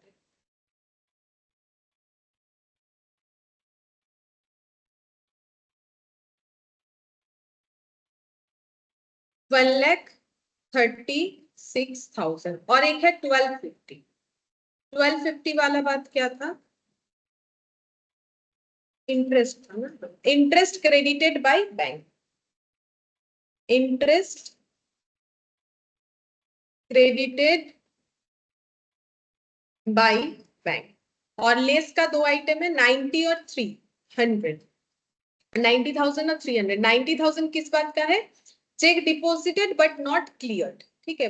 Language पूरा दिया हुआ रहेगा, देख देख के लिखोगे तो भी चलेगा। Check deposited but not clear, but not clear, 90,000। और 300 वाला क्या था, bank charge, bank charge, bank charges 300। अब टोटल प्लस कॉलम करो, टोटल माइनस कॉलम, तो 90,300 दिख रहा है, प्लस कॉलम 377,250, तो नेट करने से क्या आएगा, पॉजिटिव ही आएगा, ठीक है। पॉजिटिव साइड ज्यादा है तो कितना आ रहा है, देखो आना तो, हाँ 286,950 यही आना चाहिए, क्योंकि हमें देखो आंसर मतलब एक्चुअली हम लोग चाहे तो चेक कर सकते हैं हम लोगों का सही बाकी गलत, ये देख के अगर नहीं होगा तो फिर खुद से कॉन्फिडेंस रख के करना है कि सही बन रहा है कि नहीं बन रहा है। तो इसको क्या लिखोगे, बैलेंस एज पर क्या है, पासबुक, क्योंकि कैश बुक स्टार्टिंग पॉइंट था, पॉजिटिव आया तो क्या लिखेंगे, credit balance, credit balance as per passbook.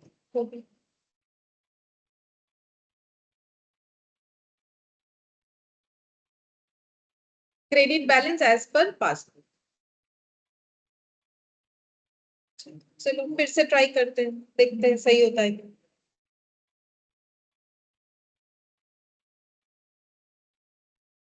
Illustration 3, BRS as on, तुम लोग एग्जाम में पूरा लिखोगे, ठीक है, बीआरएस मत लिख देना, BRS as on dot dot जो भी होगा फिलअप कर लेना, पर्टिकुलर्स प्लस और माइनस।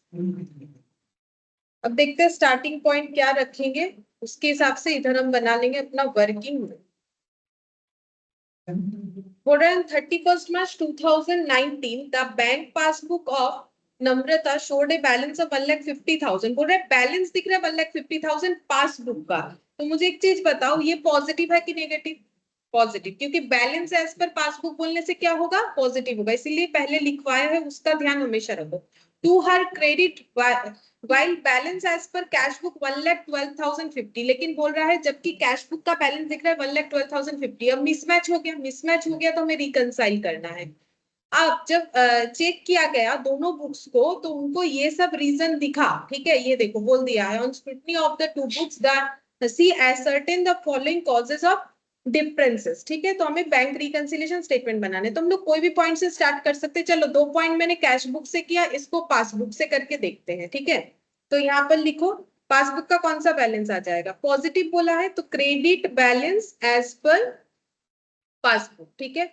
तो वैल्यू है 1,50,000 पासबुक का, तो प्लस साइड में लिखेंगे क्योंकि क्रेडिट बैलेंस लिखे हैं। तो फिर मेरा वर्किंग नोट किस बेसिस पे बनेगा, कैश बुक पे, मतलब मुझे हर एक बैलेंस का इंपैक्ट कैश बुक के बेसिस पे देखना है, ठीक है।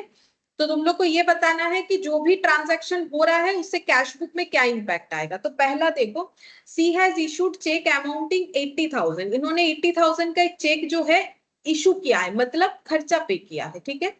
Out of which only 32,000 were presented for payment, लेकिन उसमें से 32,000 का चेक जो है वो प्रेजेंटेड फॉर पेमेंट हो गया है। तो इसका मतलब जो मिसमैच का रीजन है वो कितने अमाउंट से होगा, 80,000 या 32,000 या फिर कुछ और। बाकी बैलेंस अमाउंट, क्योंकि 80,000 का चेक मैंने दिया था, उसमें से 32,000 का चेक जो है बोल रहा है प्रेजेंटेड फॉर पेमेंट, मतलब मुझे प्रेजेंटेड फॉर पेमेंट ये मुझे कैसे पता चलेगा, मतलब ये जिनका क्या है नाम, इनका क्या है, क्या नाम था, सीएसएफ, हाँ नम्रता, ठीक है, तो इनको तो पता कैसे चलेगा, जब इनके अकाउंट से पैसा डिडक्ट हुआ तभी तो ये बोल रही है कि हाँ प्रेजेंटेड फॉर पेमेंट हो चुका है। तो जब मैंने किसी को चेक दिया, जब नम्रता ने किसी को चेक दिया, उसने अपने कैश बुक के बैंक कॉलम में तो पहले एंट्री किया, फिर उसको चेक दिया। अब वो चेक जिसको दिया उसने डिपॉजिट किया, लेकिन कितना चेक डिपॉजिट हुआ है, अब एक जन को दिया कि 5 जन को वो तो हमें नहीं पता, लेकिन 32,000 का चेक क्लियरेंस में चला गया है, क्लियर हो भी गया है, तभी तो बोल रही है कि प्रेजेंटेड फॉर पेमेंट। तो बाकी कितना नहीं प्रेजेंटेड फॉर पेमेंट, 48,000, तो उसी से तो डिफरेंस दिखेगा, क्योंकि 48,000 मेरे कैश बुक के बैंक कॉलम में तो 80,000 माइनस है, लेकिन बैंक में कितना माइनस दिख रहा है, ओनली एंड ओनली 32, तो डिफरेंसेस कितने के वजह से आएगा, 48। तो लिखो यहाँ पर 48,000 का होगा, तो 48,000 से कैश बुक क्या दिख रहा है बताओ, लेस, क्योंकि मेरा कैश बुक तो पूरा पूरा 80,000 से लेस दिख रहा है, लेकिन डिफरेंस का वजह 48,000 है, तो 48,000 दिखाएंगे less.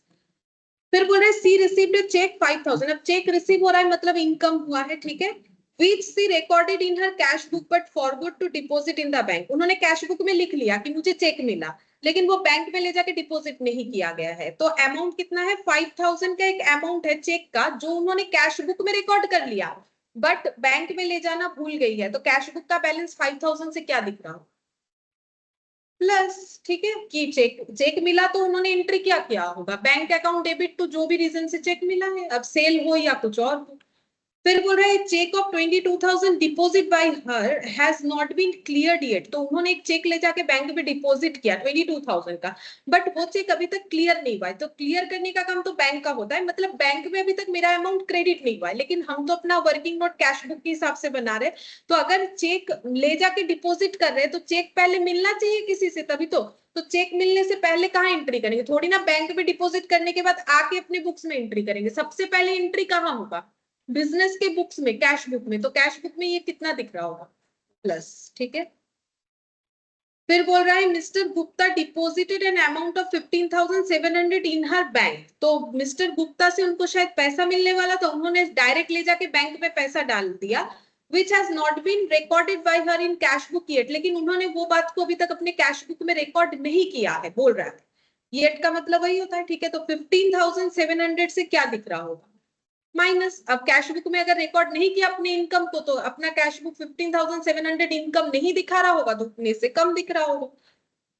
Bank has credited an interest of 1,500 while charging 250 as bank charges, अच्छा, तो बैंक ने इंटरेस्ट क्रेडिट किया है 500, पहला पॉइंट, और उसके साथ साथ 250 बैंक चार्जेस भी काटा है, तो ये दोनों काम किसने किया है, बैंक ने, तो दोनों लेकिन अलग चीज है, एक इनकम क्रेडिट और एक एक्सपेंस डेबिट।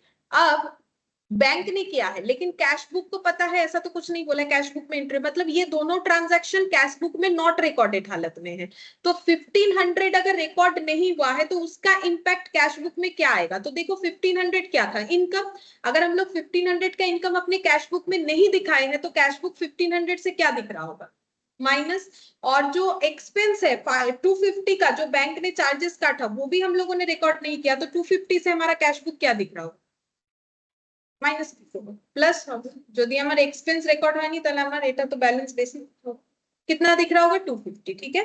अब देख लो प्लस आइटम कितना है 3, माइनस आइटम 2, तो ऐड आइटम अच्छा माइनस भी 3 है, ठीक है, तो ऐड 3 और माइनस 3 ये लिखना होगा।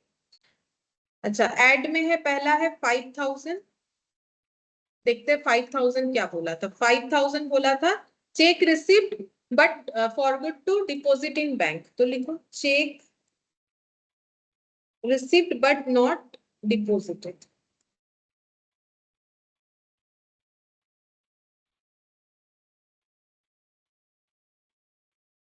ठीक है। उसके बाद वाला है 22,000, 22,000 वाला क्या होगा देखते हैं। 22,000 में बोला है cheque of 22,000 deposited by her has not been cleared yet. ठीक है, तो cheque deposited but not clear, ये हो जाएगा cheque deposited but not clear, but not clear. ये दूसरा इशू हो गया, एक तो डिपॉजिट ही नहीं किया था, एक क्लियर ही नहीं किया।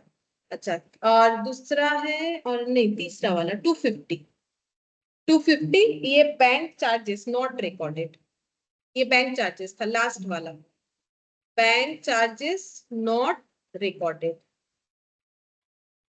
और इसके बाद 3 आइटम हम लोग का लेस का भी है। तो लेस का पहला आइटम है 48,000। 48,000 था check issued but not presented for payment, check issued but not presented for payment 48,000 और नेगेटिव में था 15,700। ये क्या बोल रहा था 15,700 क्या था, डिपॉजिट। अच्छा, मिस्टर गुप्ता डायरेक्टली डिपॉजिट कर दिए थे उनके बैंक अकाउंट में, बट उन्होंने अपने कैश बुक में रिकॉर्ड नहीं किया, तो इसको क्या लिखेंगे, मिस्टर गुप्ता, ऐसे लिख दो, mister Gupta deposit directly in bank, directly in bank but not recorded in cash, ऐसे लिख सकते हो, but not recorded in cash. और आखिरी है यहाँ पे 1500। ठीक है, 1500 का क्या था, इंटरेस्ट इनकम। ठीक है, interest credited by bank only, interest income credited by bank only.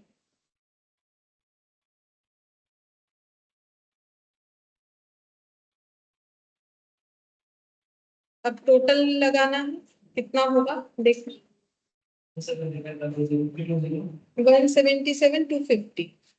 और ये वाला 65,200। अच्छा, डिफरेंस क्या आएगा, पॉजिटिव ही आएगा, प्लस अमाउंट ज्यादा है, क्या होगा 1,12,050। 1,12,050 क्या लिखेंगे, बैलेंस, कौन सा बैलेंस होगा, debit balance as per cash book, debit balance as per cash book. ठीक है, debit balance as per cash book नहीं दिख रहा होगा, इसके वजह से नहीं दिख रहा। ठीक है, फिर भी देखो कैलकुलेट करके, डेबिट बैलेंस आएगा एज पर कैश बुक 1,12,050, 112,050 आ रहा है, प्लस माइनस करने के बाद।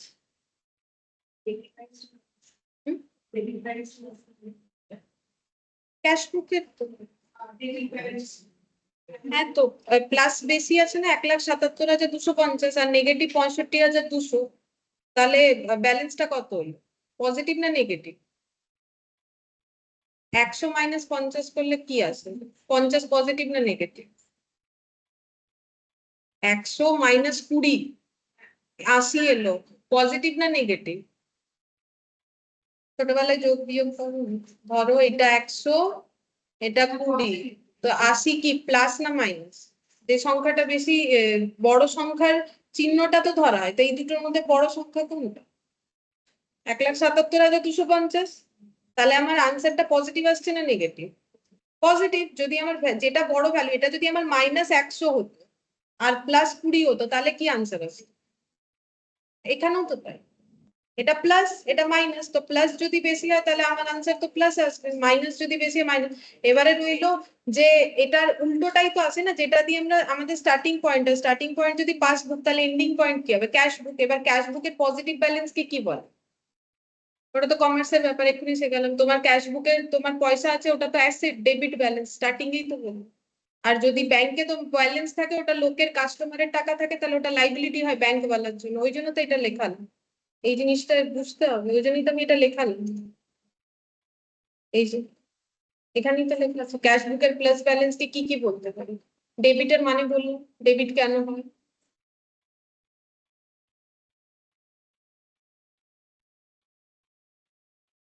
কি বুঝতে পারলেন, বুঝতে পারলেন, 1,12,050, 112,050 इतना आ रहा है। 112050, ये यहाँ पर दिख नहीं रहा होगा, 112050 आएगा। और ये कौन सा बैलेंस आया? पॉजिटिव आया, क्योंकि पॉजिटिव वैल्यू ज्यादा है, नेगेटिव वैल्यू कम है, तो फिर आंसर पॉजिटिव आएगा। और पॉजिटिव बैलेंस किसके अकॉर्डिंग आया? कैश बुक के अकॉर्डिंग। कैश बुक के पॉजिटिव बैलेंस को कॉमर्स के अकॉर्डिंग क्या बोलते हैं? डेबिट, क्योंकि मेरे पास मेरे कैश बुक में पैसा है, तुम लोग के घर में तुम लोग के पास पैसा है, तो क्या एसेट है कि लाइबिलिटी है? अब एसेट को डेबिट बोलते हैं तो डेबिट ही लिखोगे ना। अब पैसा है अगर बोलोगे लाइबिलिटी तब अच्छा है, सब छोड़ छाड़ के चले। इलस्ट्रेशन 4 देखो, बोल रहा है from the following particulars ascertain the balance that would appear in the bank passbook of A on 31st December 2019। तो हम लोग को बोला है बैंक के पासबुक में क्या बैलेंस दिखेगा, शायद ये निकालने के लिए बोला गया है। चलो, तो इसका मतलब कैश बुक दिया हुआ रहना चाहिए। हाँ वही है, ये इतना सही है। देखो यहाँ पर दिया हुआ है bank overdraft as per cash book. Cash book के हिसाब से ओवरड्राफ्ट, ओवरड्राफ्ट का मतलब क्या होता है? हाँ नेगेटिव होता है क्रेडिट, क्योंकि अरे वो बैलेंस शीट में ओवरड्राफ्ट किधर लिखते हो? लाइबिलिटी साइड में तो वो तो क्रेडिट ही होता है ना। तो और ओवरड्राफ्ट कैसे होता है पता है, या फिर ऐसे ही पता है कि ओवरड्राफ्ट लाइबिलिटी? ओवरड्राफ्ट कैसे पॉसिबल है होना? मतलब ओवरड्राफ्ट चीज है क्या? हाँ, अगर मेरे अकाउंट में जितना बैलेंस है उससे ज्यादा हम पे करते तो ऐसा मेरे केस में नहीं होगा, तुम लोग के केस में भी नहीं होगा, वो बड़े बड़े बिजनेसमैन के केस में होता है। उनके अकाउंट में मतलब उनका बैंक का क्या होता है ना, बैंक के साथ उनका बहुत अच्छा रिलेशन होता है, गुड कस्टमर होते हैं वो बैंक के, तो बैंक उनको तुरंत फैसिलिटी दे देता है। मान लो उनको 5 लाख चाहिए, ठीक है, तो बैंक बोलेगा कि ठीक है आपके अकाउंट में 4 लाख है, हम 1 लाख दे देते हैं। तो ये हो गया ओवरड्राफ्ट, ठीक है। इस पे कभी कभी बैंक इंटरेस्ट भी ले लेता है, इसको बोलते हैं ओवरड्राफ्ट, यानी एक छोटा मोटा लोन जैसा होता है, लेकिन उसका टाइम ड्यूरेशन कम होता है। अब वो पैसा लेके कोई बोलेगा हम 2-3 साल बाद लौटाएंगे, तो फिर लोन ही ले लो, ऐसा नहीं होता है, ठीक है। शॉर्ट पीरियड के लिए होता है, मतलब लेस देन 12 मंथ्स, बहुत ही कम पीरियड के लिए होता है, 12 मंथ्स तक जाएगा ही नहीं, ठीक है। तो यहाँ पर हमें कैश बुक ही दिया है स्टार्टिंग पॉइंट, हमें पासबुक निकाल के देना है, ठीक है।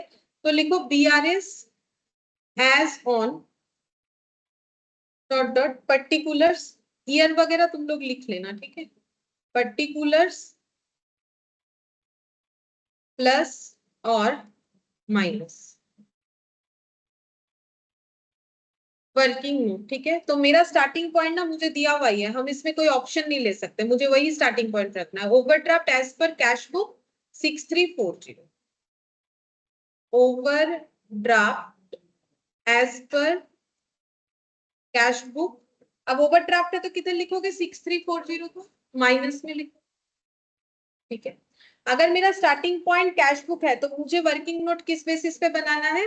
पासबुक के। तो तुम लोग को जो भी आंसर देना है पासबुक के बेसिस पे, पहले हम लोग आंसर लिख लेंगे फिर प्लस माइनस वाला चेक करेंगे, ठीक है। चलो फिर से पूछते हैं। देखो बोल रहा है interest on overdraft for 6 months. अभी बोला ना ओवरड्राफ्ट होने से इंटरेस्ट लगेगा, देखो 6 महीने का इन्होंने ओवरड्राफ्ट किया, अब इंटरेस्ट कौन चार्ज करेगा? बैंक, ठीक है।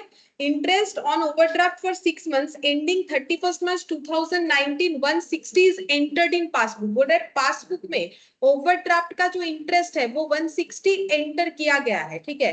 तो 160 से पासबुक क्या दिख रहा होगा? माइनस, क्योंकि इंटरेस्ट तो एक्सपेंस हो गया ना, यहाँ लोन का इंटरेस्ट है तो 160 से माइनस दिखेगा, तो मैंने भी माइनस लिख दिया। फिर बोला है bank charges of 400 are debited in the passbook only. Bank ने चार्ज काटा है 400 रुपए, और कैसा चार्ज है? उससे मेरा पासबुक का बैलेंस डेबिट हो गया। अभी मैंने बताया था, तुम लोग ऑनलाइन पेमेंट आजकल सबको ही करते हो, डेबिट होने का मतलब क्या हो गया? पैसा कम। तो फिर ये क्या करोगे? पैसा कम तो माइनस, ठीक है। अच्छा, फिर उसके बाद cheque issued but not cashed prior to 31st December 2019। Actually हम लोग ये जो रिकंसिलिएशन स्टेटमेंट बना रहे हैं, ये कब बना रहे हैं? 31st December 2019। तो यहाँ पर डेट लेकिन वाइटल है, ठीक है। थोड़ा सा डेट याद रखो, नहीं तो ये वाला ट्रांजैक्शन का आंसर क्या दोगे वो नहीं समझ में आएगा। 31st December 2019। अब देखो यहाँ पर क्या बोल रहा है कि चेक इशू किया है बट वो नॉट कैश्ड। अब चेक इशू करने का मतलब हम लोगों ने किसी को चेक दिया है, लेकिन वो उन्होंने अभी तक कैश इन कैश नहीं करवाया, मतलब हाँ डिपॉजिट करने वो इंसान नहीं गया है, ठीक है। 31 दिसंबर के पहले नहीं गया है। और हम लोग कब रिकंसिलिएशन स्टेटमेंट बना रहे हैं? 31 दिसंबर को। तो कितने का चेक था? 11,68,000। तो 11,68,000 से पासबुक 31 दिसंबर को क्या दिख रहा होगा? प्लस दिख रहा हो। ठीक है, प्लस दिखेगा, क्योंकि अब जिसको मैंने चेक दिया था वो 31 दिसंबर तक गया ही नहीं। अब तुम लोगों ने मुझे चेक दिया, ठीक है, अब हम गया ही नहीं, तुम लोग चले गए अपने बैंक अकाउंट को चेक करने 31 दिसंबर को। मान लो तुम लोगों ने मुझे इतने का चेक दे दिया 11,68,000 का, तो तुम लोग का बैंक अकाउंट क्या दिखेगा? 11,68,000 बोलो क्या दिखेगा? ज्यादा ही दिखेगा। ठीक है, अच्छा है कटा नहीं अभी तक। ठीक है, अब देखो, cheque paid into bank but not cleared before 31 December. अब चेक पे किए हैं बैंक में, मतलब इनकम था कि एक्सपेंस? इनकम था, तभी ना चेक को ले जा रहे हैं बैंक में हम लोग। इशू का मतलब क्या होता है? जब हम लोगों ने किसी को दिया, ये तो लैंग्वेज है ना, ये तो इसको थोड़ी बदल सकते हैं। अब कैसे? इशू मतलब दिया, पेड मतलब हम लोग चेक ले जाके बैंक में डाल रहे हैं। तो मुझे कोई चेक दिया होगा तभी ना बैंक में ले जाके डालेंगे। तो अब बोल रहे हैं नॉट क्लियर्ड बिफोर 31 दिसंबर, लेकिन ये पैसा मेरा अभी तक अपडेट ही नहीं हुआ 31 दिसंबर तक। तो कितना अमाउंट था? 22,17,000। तो 22,17,000 से मेरा बैंक अकाउंट क्या दिखेगा फिर? तुम लेस दिखेगा। जब मेरे अकाउंट में पैसा आया ही नहीं तो मेरा बैंक अकाउंट इतने से कम दिखेगा ना। अब लास्ट देखो, interest on investment collected by bank. तो हम लोगों ने कोई इन्वेस्टमेंट परचेस किया था जिसका इंटरेस्ट बैंक अकाउंट में आता है। अब वो आ गया है बैंक अकाउंट में and credited in the passbook. Passbook में क्रेडिट भी हो गया है, तो फिर 12 लाख से पासबुक क्या दिखेगा? प्लस दिखेगा। इंटरेस्ट का इनकम आया तो पासबुक में रिकॉर्ड हुआ है तो प्लस ही दिखेगा। अब कितना सारा प्लस आइटम है? दो। और माइनस, वो भी दो आइटम है। ठीक है, चलो लिखो। अच्छा, वो तीन है। हाँ, ठीक है, तीन है। तो यहाँ पर लिखेंगे। हाँ बोलो क्वेश्चन। एक और नहीं, नहीं, ये वाला यही तक है, वो दूसरा वाला है, वो दूसरा स्टार्ट हो गया है। तीन, छह तक 11,68,000। ठीक है, 11,68,000 प्लस ये क्या था? 11,68,000 ये वाला। Check issued but not in cash. Check issued but not in cash. अच्छा, फिर उसके बाद 12 लाख। तो 12 लाख वाला क्या था? अभी लास्ट किया ना, इंटरेस्ट इनकम रिसिप्ट, इन्वेस्टमेंट वाला था। ठीक है, इंटरेस्ट इनकम रिसिप्ट। और लेस क्या क्या होगा? 160। तो 160 क्या था? Overdraft interest, interest on overdraft, interest on bank overdraft, इसको बीओडी भी बोलते हैं। ठीक है, बीओडी भी लिख सकते हो। 160। 400, 400 क्या हो जाएगा? 400 था bank charges debited in bank passbook हुई, बैंक चार्जेस डेबिटेड लिख, तब भी होगा। और एक है 22,17,000। ये क्या था? 22,17,000 शायद चेक डिपॉजिट वाला था। देख, check deposited but not cleared,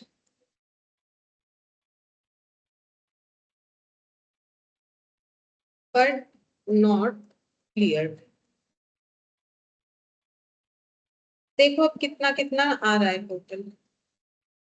ये तो दोनों हो जाएगा 23। हम्म, अच्छा, तो फिर कौन सा बैलेंस ज्यादा है? प्लस बैलेंस ज्यादा है, तो आंसर प्लस आएगा। तो आंसर कितना आ रहा है माइनस करने से पता चलेगा। 1 लाख आएगा, 1 आ जाएगा। 1,44,100। अब ये बैलेंस इधर अगर कैश बुक स्टार्टिंग है तो इधर आंसर किस पे आएगा? पासबुक। लेकिन पासबुक का ये कैसा बैलेंस है? Plus balance. पासबुक के प्लस बैलेंस को डेबिट क्रेडिट के अकॉर्डिंग क्या बोला जाता है? क्रेडिट। क्योंकि पासबुक में बैलेंस मतलब बैंक के पास कस्टमर का बैलेंस जो कि लाइबिलिटी होता है। Credit balance as per passbook. Credit balance as per pass, ये हो जाएगा। आसान है ये वाला, देखो इसमें ऐसा कोई, किसी को अगर अकाउंट्स नहीं भी पता हो तो भी उसको समझ में आ जाएगा कि क्या हो रहा है, ठीक है।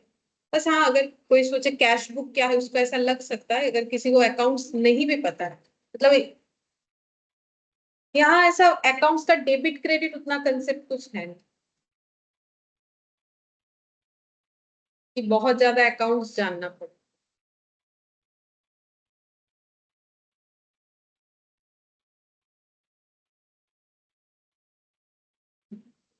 इसके बाद बीच में दो क्वेश्चन है 5, 6, वो एमेंडेड कैश बुक का है, तो हम लोग क्वेश्चन नंबर 7 करेंगे इसके बाद, ठीक है। एमेंडेड कैश बुक का आज नहीं सीखना है।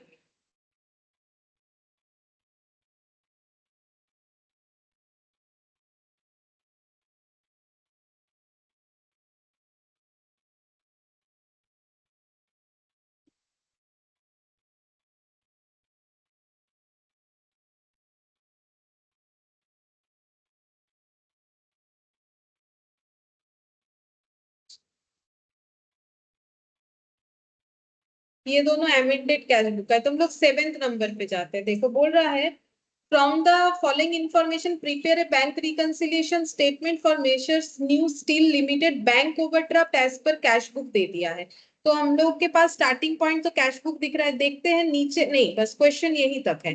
तो मुझे क्या बैलेंस निकालना पड़ेगा, बैलेंस मुझे निकालना पड़ेगा पासबुक के अकॉर्डिंग। मेरा स्टार्टिंग पॉइंट, मेरे पास कोई ऑप्शन नहीं है, ये मेरे पास overdraft as per cash book ही है। चलो ठीक है, मतलब ये वाले क्वेश्चन के तरह ही है, ओवरड्राफ्ट के जैसे।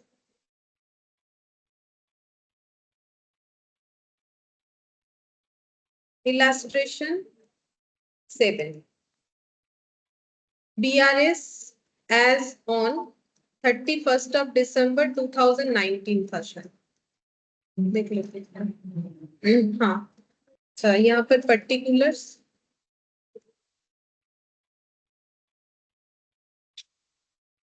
प्लस माइनस बैलेंस बीओडी है, बैंक मतलब ओवरड्राफ्ट, ठीक है। ओडी लिख देते हैं, तुम लोग पूरा लिख लो, overdraft balance as per cash, as per cash. तो किधर जाएगा, प्लस की माइनस, माइनस में जाएगा 22,45,900, 22,45,900, ठीक है। अच्छा, अब यहाँ पर अगर हम लोग का स्टार्टिंग पॉइंट कैश बुक है तो फिर हम लोग यहाँ पर क्या ले सकते हैं, पासबुक के हिसाब से हमें लेना पड़ेगा, यही लेना पड़ेगा अगर हम लोग इस हिसाब से करते हैं। अच्छा, अब देखो सबसे पहला ट्रांजैक्शन क्या है, पूछते हैं तुम लोगों से। बोल रहा है कि इंटरेस्ट डेबिटेड बाय बैंक, तो इंटरेस्ट अगर बैंक ने डेबिट किया तो इंटरेस्ट दिया कि इंटरेस्ट चार्ज काटा, चार्ज काटा। अभी तो कितना बार बोला, जब भी तुम लोग पेमेंट करते हो तो डेबिट दिखता है, तो बैंक का बैलेंस घट गया ना, डेबिट हुआ, तो फिर चार्ज काटा कि चार्ज मतलब कुछ पेमेंट किया। तो वैसे ही बोला है इंटरेस्ट डेबिटेड बोला है, तो मतलब इंटरेस्ट डेबिट होने का मतलब क्या है, बैंक ने चार्ज काट लिया है 26 दिसंबर को, but no advice receive, but bank ने इस बारे में हमें कुछ नहीं बताया। तो फिर 2,78,700 से पासबुक क्या दिख रहा होगा, लेस। पासबुक तो बैंक के पास है, उनको तो पता ही है उन्होंने चार्ज काटा, तो मुझे अगर पासबुक के हिसाब से लिखना है तो फिर मेरा तो लेस हो रखा है वो अमाउंट, वो तो पता है हम लोग। फिर बोल रहे cheque issued before 31st December 2019 but not yet presented to bank. हम लोगों ने चेक जिनको इशू किया है वो 31st December 19 तक गए ही नहीं चेक को प्रेजेंट करने के लिए, तो 6,60,000 से पासबुक क्या दिख रहा हो, प्लस दिख रहा होगा। अगर वो चेक लेके प्रेजेंट करने गया नहीं तो मेरे अकाउंट से पैसा कटेगा नहीं, ठीक है। तो 6,60,000 से प्लस दिखेगा। फिर बोल रहा है transport subsidy receive from the state government directly by the bank but no advice to the company. तो स्टेट गवर्नमेंट ने एक सब्सिडी दिया, तो सब्सिडी क्या होता है, इनकम या एक्सपेंस। अगर हमें कोई सब्सिडी मिलता है, इनकम, तो अकाउंट में ये जो पैसा है, आप बोल रहे ये डायरेक्टली बैंक अकाउंट में चला गया था सब्सिडी का पैसा 14,25,000, बट हम लोगों को नहीं पता है तो हम लोगों ने कैश बुक में नहीं रिकॉर्ड किया है, मतलब पासबुक में रिकॉर्डेड है, तो पासबुक में 14,25,000 क्या दिख रहा होगा, प्लस, क्योंकि सब्सिडी इनकम होता है। देखो ये तो पता होना चाहिए कि सब्सिडी इनकम होता है, तभी तो प्लस या माइनस लगा पाएंगे। उसके बाद draft deposit in the bank. Draft मतलब क्या होता है, मैंने ये किसी एक क्लास में बताया। ड्राफ्ट का मतलब होता है जैसे चेक होता है ना, वैसे ड्राफ्ट का भी फॉर्म होता है। अगर कहीं पर ऐसा है कि ड्राफ्ट पेमेंट ही करना पड़ेगा तो ड्राफ्ट का फॉर्म फिलअप करके ड्राफ्ट जो है बैंक में डिपॉजिट करने से जिनके नाम का ड्राफ्ट बना है उनके अकाउंट में वो पैसे चला जाता है। जैसे चेक होता है ना, चेक का कागज होता है, वैसे ड्राफ्ट का होता है। बट ड्राफ्ट जो है बैंक में जाके ही करना पड़ेगा। बैंक में जाके बोलोगे ड्राफ्ट करना है, बैंक वाला एक ड्राफ्ट का फॉर्म दे देगा, जो लिखा हुआ रहेगा वो सब लिख के जमा कर दोगे, पैसा डिपॉजिट हो जाएगा।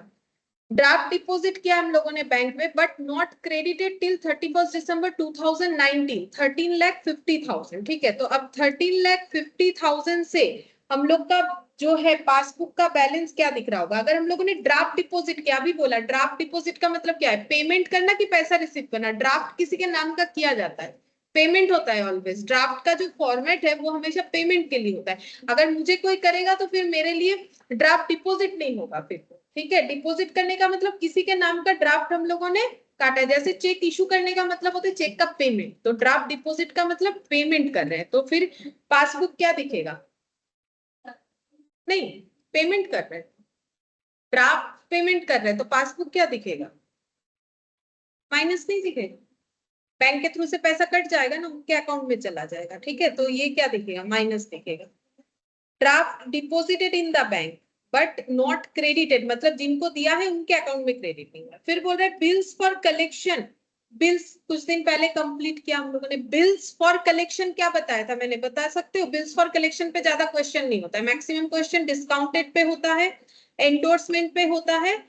और 4 पॉइंट था बिल्स का, कि बिल्स को हम लोग retain till the date of maturity, पहला। दूसरा था कि discount bills collection for bank में हम लोग कलेक्शन के लिए दे दिए, ये वो वाला पॉइंट है। Bills for collection credited bye the bank, हम लोगों ने बैंक में जो बिल रखा था और बैंक वाले को बोला था मेरे बिहाफ में कलेक्ट कर लो, बैंक वाले ने वो कलेक्ट कर दिया। ठीक है, कितने का बिल था, 8,36,000, but no advice received by the company, but company को अभी तक बताया नहीं कि हम लोगों ने बिल का पैसा कलेक्ट कर लिया। तो जो भी हो, पासबुक में इसका क्या इम्पैक्ट दिखेगा, हाँ प्लस होगा, क्योंकि बैंक वाले ने अगर बिल कलेक्ट किया है हमारे बिहाफ में तो फिर क्या होगा, 8,36,000 से बैंक बैलेंस क्या हो गया, ऐड दिख रहा है। ठीक है, लास्ट बोला है amount wrongly debited to company account by the bank. ठीक है, तो बैंक ने गलती से कंपनी के अकाउंट से पैसा डेबिट कर दिया, मतलब कम कर दिया कि ज्यादा, गलती से काट लिया और उसका कोई डिटेल्स भी नहीं है। तो बोलो पासबुक में 7,40,000 क्या दिख रहा होगा, माइनस।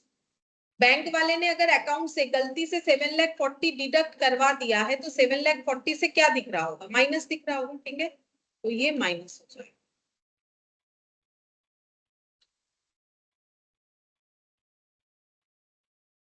-7,00,000, तो कितना सारा माइनस आइटम है, 3, और कितना सारा प्लस आइटम है, 3, तो ऐड करो।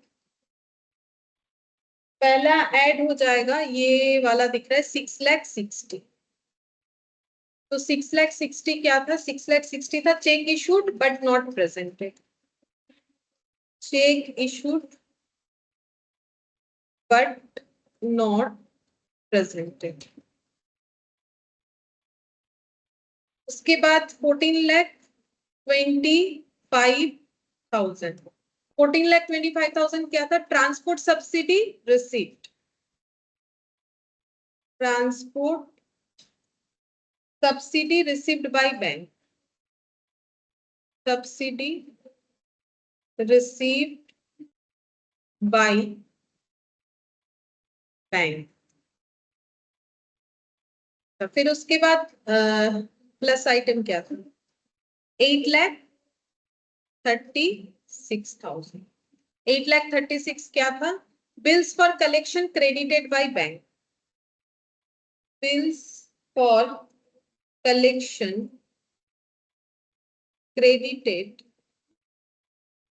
by bank but no advice received। अब लेस 3 आइटम है, पहला है 2,78,700, 2,78,700, ये क्या है, interest debited but no advice received, तो interest debited by bank but no advice received.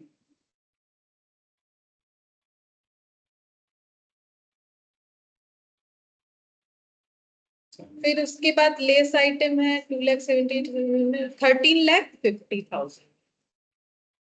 13,50,000 बोला है draft deposited but not credited.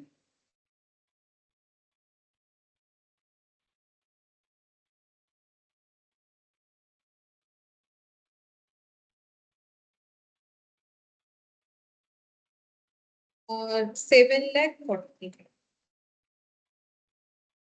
Amount wrongly debited by bank, गलती से बैंक ने ये पैसा काट लिए।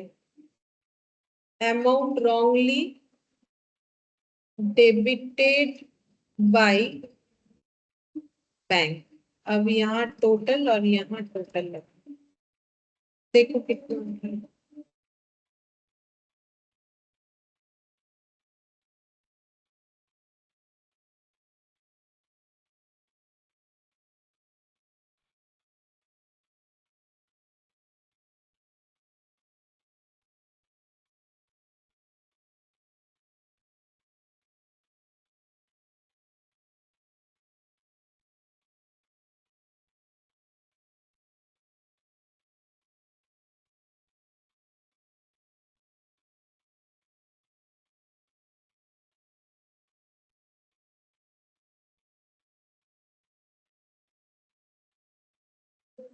ट्वेंटी नाइन है क्या? 29,21,000 और इधर वाला 96,14,600। 36 और 46 से एडजस्ट नेगेटिव आएगा क्योंकि इस बार नेगेटिव ज्यादा है। 29 लाख पॉजिटिव है, 46 लाख आना चाहिए। 46 लाख ही आएगा। देखो इधर 22 और इधर 13 और 7 20 और इधर 22, तो 22 तो मुझे लग रहा है 44 और समथिंग ऐड होके 46 ही आएगा। तो आंसर मेरा इस बार माइनस आ रहा हो, नहीं आ रहा है क्वेश्चन?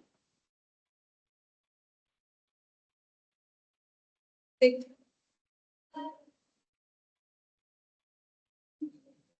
6,60,000 ये तो मैंने ओरली किया। 14,25,000 प्लस 8,36,000 29,21,000 22,45,900 प्लस 27,87,00 1350 प्लस 740 46,14,600 ये नेगेटिव है। माइनस इधर 29,21,000 तो कितना आ गया 16,93,600। अभी इधर लिखना पड़ेगा ना क्योंकि ये नेगेटिव ज्यादा है, तो फिर नेगेटिव साइड बैलेंस जाएगा। तो क्या बैलेंस आया? ये कैश बुक था तो एज पर क्या आएगा? पासबुक। अब पासबुक का नेगेटिव बैलेंस को क्या बोलते हैं? तीनों ही नाम बताओ क्या बोलते हैं। डेबिट और ओवरड्राफ्ट अनफेवरेबल, जो लिखना चाहो लिख सकते। डेबिट भी बोल सकते हो, ओवरड्राफ्ट भी बोल सकते हो, अनफेवरेबल भी बोल सकते हो एज पर पासबुक।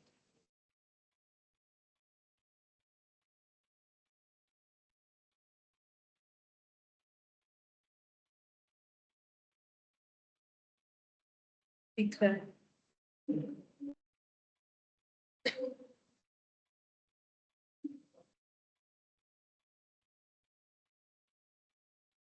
तो इसके बाद हमें 10th नंबर का करना है। बीच का फिर से अमेंडेड कैश बुक का आ जाएगा, ये वाला इलास्ट्रेशन 10 बोल रहा है when Nikki and company received a bank statement showing a favorable balance of 10,39,200 for the period ended on 30th June। तो 30th जून को इन्होंने जब अपना बैंक स्टेटमेंट चेक किया तो वहां फेवरेबल बैलेंस दिख रहा है। फेवरेबल मतलब पॉजिटिव, ठीक है। तो ये कौन सा बैलेंस है? एज पर पासबुक क्योंकि बैंक में दिख रहा है ना, बट ये एग्री नहीं हो रहा है कैश बुक के साथ। तो इन्होंने जब चेक किया तो देखा डिपॉजिट इतना, ये सब बता रखा है। तो ये सब एक ही बार में स्ट्रक्चर बना के हम लोग देख लेते क्या होगा। बीआरएस प्रिपेयर करना है 30 जून 2019 का, लिखो फिर एक एक पूछ के तुम लोगों से कर लेते हैं। इलास्ट्रेशन पेन, ठीक है। तो BRS as on 30th of June 2019, particulars plus minus.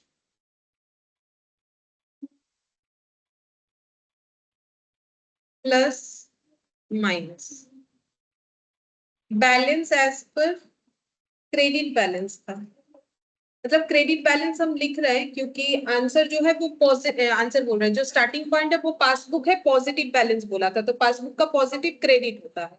Credit balance as per passbook, ठीक है। तो पॉजिटिव बैलेंस तो इधर लिखेंगे 10,39,200 गिवन था क्वेश्चन में। अब हम लोग को क्या करना है, इसका मतलब हम लोग को कैश बुक के अकॉर्डिंग अपना वर्किंग नोट रेडी करना है, ठीक है। एक एक करके पूछते हैं क्या आंसर होगा।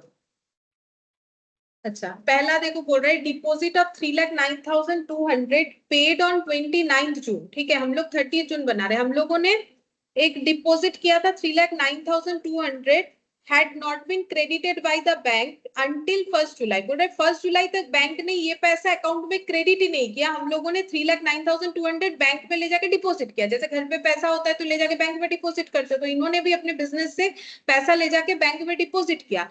बट बैंक वालों ने 1st जुलाई तक उस पैसे को अपडेट नहीं किया है। हम लोग तो अपना रिकंसिलिएशन स्टेटमेंट 30 जून को बना रहे हैं।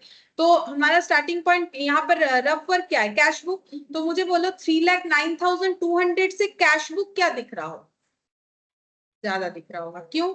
क्योंकि देखो हम लोग जब पैसा डिपॉजिट करने जाएंगे तो सबसे पहले कहाँ एंट्री करेंगे, कैश बुक में। कौन सा एंट्री, जो आज मैंने स्टार्टिंग में तुम लोगों से पूछा था रिकंसिलिएशन करने के वक्त, क्या बैंक टू कैश। तो ये एंट्री करने के बाद पैसा लेके गए ना बैंक में, बैंक ने वो पैसा अपडेट नहीं किया, लेकिन कैश बुक तो पॉजिटिव दिख रहा है क्योंकि हम लोगों ने बैंक कॉलम में एंट्री कर दिया है ना, क्या by cash, bank to cash. तो बैंक कॉलम मतलब कॉन्ट्रा एंट्री होगा वहां पर, टू कैश और बाई बैंक ऐसे।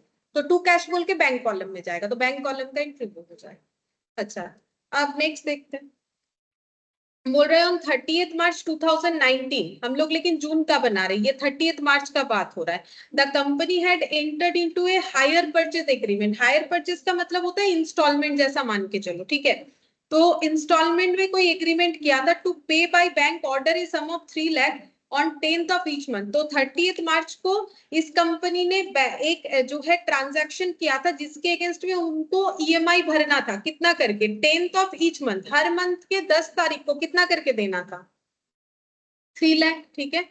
कमेंसिंग फ्रॉम अप्रैल 19, तो उन्होंने जो प्रोडक्ट परचेज किया था वो 30th मार्च को किया था, लेकिन ईएमआई कब से पे करना है, अप्रैल 2019 से। कब पे करना है, हर मंथ के 10 तारीख को। खुद पे नहीं करना है, बैंक अकाउंट से वो अटैच किया हुआ है, हर 10 तारीख को क्या होगा, 3 लाख डिडक्ट हो जाएगा। No entries had been made in cash book, लेकिन कैश बुक में इसका कोई एंट्री ही हम लोगों ने नहीं किया है। पहला बात बोलो कि इससे कैश बुक में क्या इंपैक्ट आएगा, क्योंकि हमारा तो वर्किंग नोट कैश बुक के हिसाब से बना हुआ है, कैश बुक ज्यादा दिख रहा होगा। क्योंकि अगर हम लोगों ने कैश बुक में ये खर्चा नहीं दिखाई, ये तो खर्चा है, अगर ईएमआई पे करना खर्चा है, अगर खर्चा का एंट्री नहीं करेंगे तो कैश बुक में खर्चा कम दिख रहा है। तो कैश बुक में खर्चा कम दिख रहा है तो कैश बुक 3 लाख से क्या दिख रहा होगा, ज्यादा दिख रहा होगा। लेकिन क्या अमाउंट सिर्फ 3 लाख होगा कि कुछ और होगा, 9 लाख होगा, क्योंकि अप्रैल से ये ट्रांजैक्शन होने वाला था। तो हर मंथ के 10 तारीख, तो अप्रैल का 10 तारीख नहीं एंट्री हुआ, उसके बाद क्या आया, अप्रैल के बाद मई, उसका 10 तारीख नहीं एंट्री हुआ, फिर जून आ गया। तो जून का तो 30 जून रिकंसिलिएशन हो रहा है, तो उसके आगे तो जून का 10 तारीख आ गया। तो 3 खर्चा जो कि 3 लाख पर मंथ था, 3 खर्चा था, तो 3 लाख इंटू 3 यानी 9 लाख का खर्चा हम लोगों ने अपने किसमें रिकॉर्ड नहीं किया है, कैश बुक में। तो 3 लाख इंटू 3 करके 9 लाख से हम लोग का कैश बुक क्या दिख रहा होगा, ज्यादा दिख रहा होगा। जब खर्चा दिखाया ही नहीं तो वो 9 लाख से क्या दिख रहा होगा, ज्यादा दिख रहा होगा, ठीक है। फिर नेक्स्ट क्या बोला है देखो, एक customer of the firm who received A cash discount of 4% on his account of 4 lakh.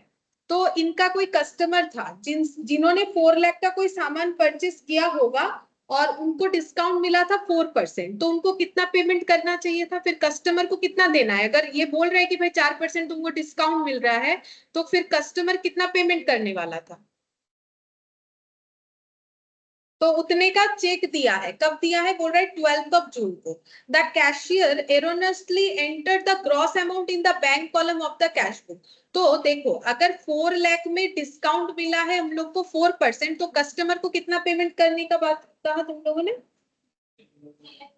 84,000। तो इसका एंट्री बता सकते हो, जब कस्टमर से ये चेक लिया होगा तब एंट्री क्या हुआ होगा? हाँ, बैंक अकाउंट डेबिट होगा 3,84,000, डिस्काउंट अलाउड डेबिट हो जाएगा 16,000। अच्छा, टू टू कस्टमर या डेटर, ठीक है, टू कस्टमर या डेटर कितना हो जाएगा? 4 लाख। यही तो एंट्री करेंगे जब हम लोग इसका जो है पेमेंट रिसिप्ट करेंगे। तो ये 12 जून को चेक मिला था, तो 12 जून को ही हम लोगों ने ये एंट्री किया होगा। लेकिन ये एंट्री हमारा कहाँ होना चाहिए था? ये जो एंट्री हम बता रहे हैं, ये एंट्री कहाँ होता है? कैश बुक के बैंक कॉलम में ना। तो इन्होंने क्या किया, इन्होंने गलती से बैंक कॉलम में ग्रॉस अमाउंट लिख दिया। मतलब कितना लिखा है बोलो तो? बैंक में कितना दिखाना चाहिए? 3,84,000, बट उन्होंने कितना दिखा दिया है? तो फिर कैश बुक और पासबुक में कितने का? क्योंकि चेक कितने का जाएगा, बैंक के पास चेक कितने का जाएगा? तो बैंक में तो बैलेंस 3,84,000 से अपडेट होगा, जब भी हो, आज हो कल हो। लेकिन मेरे अकाउंट में, क्योंकि मेरे कैशियर ने इसके जगह 4 लाख लिख दिया है, तो मेरा कैश बुक का बैंक कॉलम और बैंक के पासबुक में डिफरेंस कितने का दिखेगा? 16,000 का। तो डिफरेंस अमाउंट पहले समझो कि कितने से डिफरेंस दिख रहा होगा। ऑब्वियसली 16,000 से, क्योंकि चेक तो इतने का ही बना है, चेक में थोड़ी ना कोई गलती हुआ है, उसमें तो ये अमाउंट लिख रखा है। तो जब भी हम बैंक में जाएंगे तो ये अमाउंट दिखेगा। तो इसका मतलब जो डिस्काउंट अमाउंट है वो चेक में तो रिफ्लेक्ट कर रहा है, क्योंकि चेक इतने का बना होगा, वो चेक में तो लिखना पड़ता है ना जितने अमाउंट का हम लोग चेक दे रहे हैं। तो फिर ये 16,000 से डिफरेंस दिख रहा हो। तो अब बोलो कि मेरा तो स्टार्टिंग पॉइंट क्या है? कैश बुक है, तो मुझे 16,000 का यहाँ पर ट्रांजैक्शन का प्लस या माइनस दिखाना पड़ेगा। तो बोलो ये प्लस होगा कि माइनस? प्लस। 16,000 से ज्यादा दिख रहा है, 4 लाख दिखाया, तो मेरा जो रिसिप्ट अमाउंट है वो तो 3,84,000 ना कितना होना चाहिए, उसकी जगह कितना दिख रहा होगा? 4 लाख, क्योंकि मैंने डिस्काउंट का डेटा दिखाया ही नहीं, ठीक है, इसी वजह से कैशियर ने। अच्छा, फिर नेक्स्ट देखो क्या बोला है। Bank charges 3,000 had not been entered in the cash book. Bank ने चार्ज काटा है 3,000, बट वो कैश बुक में एंटर्ड नहीं हुआ है। तो 3,000 से कैश बुक क्या दिख रहा होगा? ज्यादा। बैंक ने चार्ज काटा है, इसका मतलब बैंक चार्जेस जब बोल रहा है, डेबिट क्रेडिट कुछ नहीं, चार्ज का मतलब क्या होता है? पैसा काटना। तो बैंक ने चार्ज काटा, हमें नहीं पता चला, तो हम लोग का कैश बुक में तो वो हम लोगों ने माइनस करके नहीं दिखाया, तो बैलेंस 3,000 से प्लस दिख रहा होगा, ठीक है। उसके बाद यहाँ पर ऑन 20th जून एक customer of the company directly deposit the amount in the bank 4 lakh, but no entry had been made in the cash book. तो कोई एक कस्टमर था जिन्होंने 28 जून को पैसा ले जाके इनके बैंक अकाउंट में डाल दिया, बट इसके बारे में इनको नहीं पता है, या फिर जो भी रीजन हो, इन्होंने कैश बुक में ये डेटा नहीं एंट्री किया है। तो 4 लाख से कैश बुक क्या दिख रहा होगा? माइनस दिख रहा होगा, ठीक है, क्योंकि इनकम मैंने अगर नहीं दिखा है तो मेरा कैश बुक का इनकम साइड 4 लाख से कम दिख रहा है। 11,200 paid into the bank had been entered twice in the cash book. हम लोगों ने बैंक में डिपॉजिट किया 11,200, तो डिपॉजिट करने के पहले अकाउंटेंट को बोला कि एंट्री कर दीजिए, ठीक है, 11,200 से उन्होंने क्या किया, 2 बार एंट्री कर दिया, 11,200, 11,200। अब बोलो कैश बुक और पासबुक में कितने का डिफरेंस दिखेगा बोलो तो? मतलब कितने अमाउंट से मिसमैच होगा? एक 11,200, जैसे कैशियर ने एक 11,200 लिखा, बैंक में भी एक 11,200 दिखेगा, इसमें तो कोई प्रॉब्लम नहीं है। लेकिन कैशियर ने ना फिर से 11,200, जो तो यहाँ दिखने वाला है नहीं, तो हम लोग का कैश बुक 11,200 से क्या दिखेगा? प्लस, ज्यादा दिखेगा, एक 11,200 वहां ज्यादा दिखेगा, ठीक है, तो ये हो जाएगा। अच्छा, अब बोल रहा है a debit of 11 lakh appeared in the bank statement for an unpaid cheque, ठीक है, बोल रहा है 11 लाख का एक चेक जो है अपीयर हो रहा है बैंक स्टेटमेंट में अनपेड बोल के। मतलब क्या हुआ है, चेक जो है दिया तो गया था, बट वो डिसऑनर या कुछ हुआ होगा, इस वजह से उससे पैसा मतलब जो है बोलते हैं ना कि चेक दिया बट चेक डिसऑनर हो गया, तो फिर अकाउंट में पैसा नहीं दिख रहा होगा। तो 11 lakh appeared in the bank statement for an unpaid check which had been written marked out of date। तो वो आउटडेटेड चेक हो गया, इस वजह से वो इनवैलिड हो गया है, ठीक है। The cheque had been redated by the customer, customer को बोला गया कि भाई आपका चेक जो है वो डिसऑनर हो गया, तो कस्टमर ने उसे रीडेटेड कर दिया and paid into the bank again on 5 July. But ये रेक्टिफिकेशन कस्टमर ने जब किया तब टाइम कब हो गया, हमारे जून को क्रॉस करके चला गया। हम लोग तो रिकंसिलिएशन जून को बना रहे, अब उन्होंने अपना गलती सुधार लिया है कस्टमर ने 5 जुलाई को। तो 11 लाख का चेक तो हमारे पासबुक में तो अपडेट हुआ नहीं होगा, लेकिन कैश बुक में 11 लाख हमें क्या दिखेगा, सोच के बताओ, ठीक है। कैश बुक में 11 लाख क्या दिखेगा, कस्टमर ने जब मुझे चेक दिया होगा तो मैंने उसका एंट्री कर लिया होगा।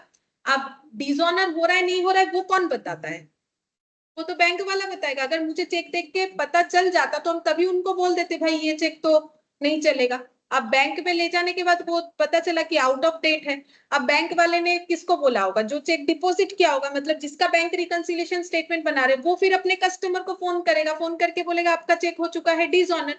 लेकिन कैश बुक में तो ये अमाउंट क्या हो चुका होगा, प्लस। कैश बुक में मुझे देखना है तो कैश बुक में तो ये प्लस हो चुका है, लेकिन पासबुक में वो अभी तक प्लस नहीं हुआ है। लेकिन हम लोग तो कैश बुक के हिसाब से कर रहे हैं तो हमें उस हिसाब से लिखना चाहिए। तो ऐड आइटम 1 2 3 4 5, 5 ऐड आइटम लिखो। ये पहला 3,09,200 ये किस बात का है, ये है check deposited but not credited, check deposited but not credited, 3,09,200। और ये जो है हायर चार्जेस नॉट रिकॉर्डेड, ये वाला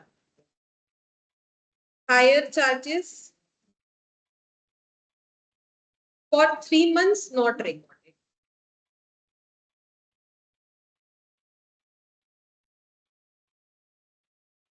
9 लाख।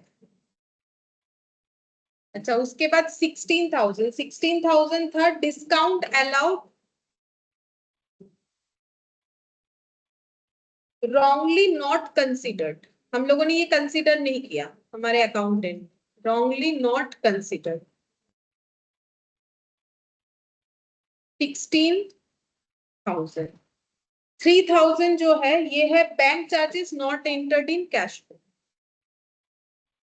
ये वाला था bank charges not entered in cash book, 3,000 वाला ट्रांजैक्शन ये था। उसके बाद 11,200 जिसमें हमारे कैशियर ने 2 बार एंट्री कर दिया था चेक का, ठीक है। नहीं हम लोग कैश डिपॉजिट करने जाने वाले थे, उसका 2 बार एंट्री कर दिया था, तो यहाँ पर हो गया wrongly entered in cash book twice, 11,200। और एक 11 लाख है, 11 लाख का क्या था ये तो याद नहीं है, देखना पड़ेगा। ओ वो जो आउटडेटेड चेक वाला, ठीक है। तो cheque redated by customer, redated by customer, जिस डेट पे दिया था उस डेट से वो नहीं बना चेक, ठीक है, वैलिड नहीं हुआ, हो गया। माइनस का बस एक ही है, अच्छा माइनस का बस एक ही है, 4 लाख क्या था, कस्टमर ने डिपॉजिट बैंक में डायरेक्टली कर दिया बट कैश बुक में हम लोगों ने एंट्री नहीं किया, तो यहाँ पर लिखेंगे customer directly deposit in bank, deposit in bank. तो ये 4 लाख है, ठीक है। लेस आइटम, लेस एक ही है तो फिर तुम लोग को सिर्फ यही वाला ऐड करना है, ये तो 4 लाख ही आएगा। इसको ऐड करके देखना है कितना आ रहा है।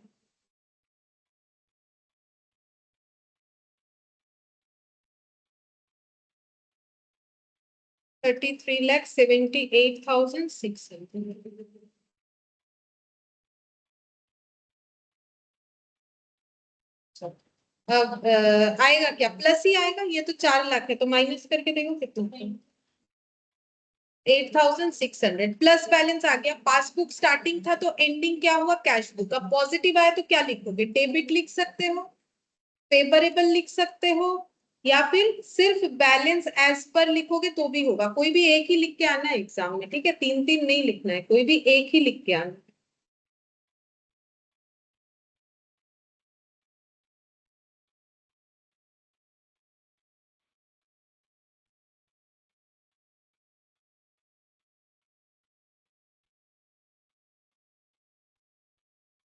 इसके बाद जो इलास्ट्रेशन 11 है वो सेम कंसेप्ट पे बेस्ड है। क्वेश्चन नंबर 1 प्रैक्टिकल जो क्वेश्चन लिखा हुआ है, क्वेश्चन नंबर 1 और क्वेश्चन नंबर 3, ये 3 क्वेश्चन जो है जैसा किया है वैसा है। बाकी इसके अंदर अमेंडेड कैश बुक का क्वेश्चन है, तो नेक्स्ट क्लास में हम लोग ये 3 क्वेश्चन करके अमेंडेड कैश बुक सीखेंगे, तो फिर अमेंडेड कैश बुक का क्वेश्चन हम लोग कर पाएंगे, ठीक है।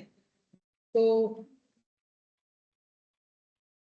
अभी हम लोग इतना ही करते हैं, लेकिन एक काम करेंगे, जो जिनका मैंने टेस्ट लिया था प्रोराटा का, वो वाला क्वेश्चन थोड़ा डिस्कस कर देते हैं, ठीक है। तो प्रोराटा का क्वेश्चन जिनका था, जिन्होंने टेस्ट दिया है वो रुको, जिन्होंने नहीं दिया है उनको रुकने का जरूरत नहीं है, मतलब जिनका कंपनी अकाउंट्स नहीं है उनके लिए हम बोल रहे हैं, ठीक है।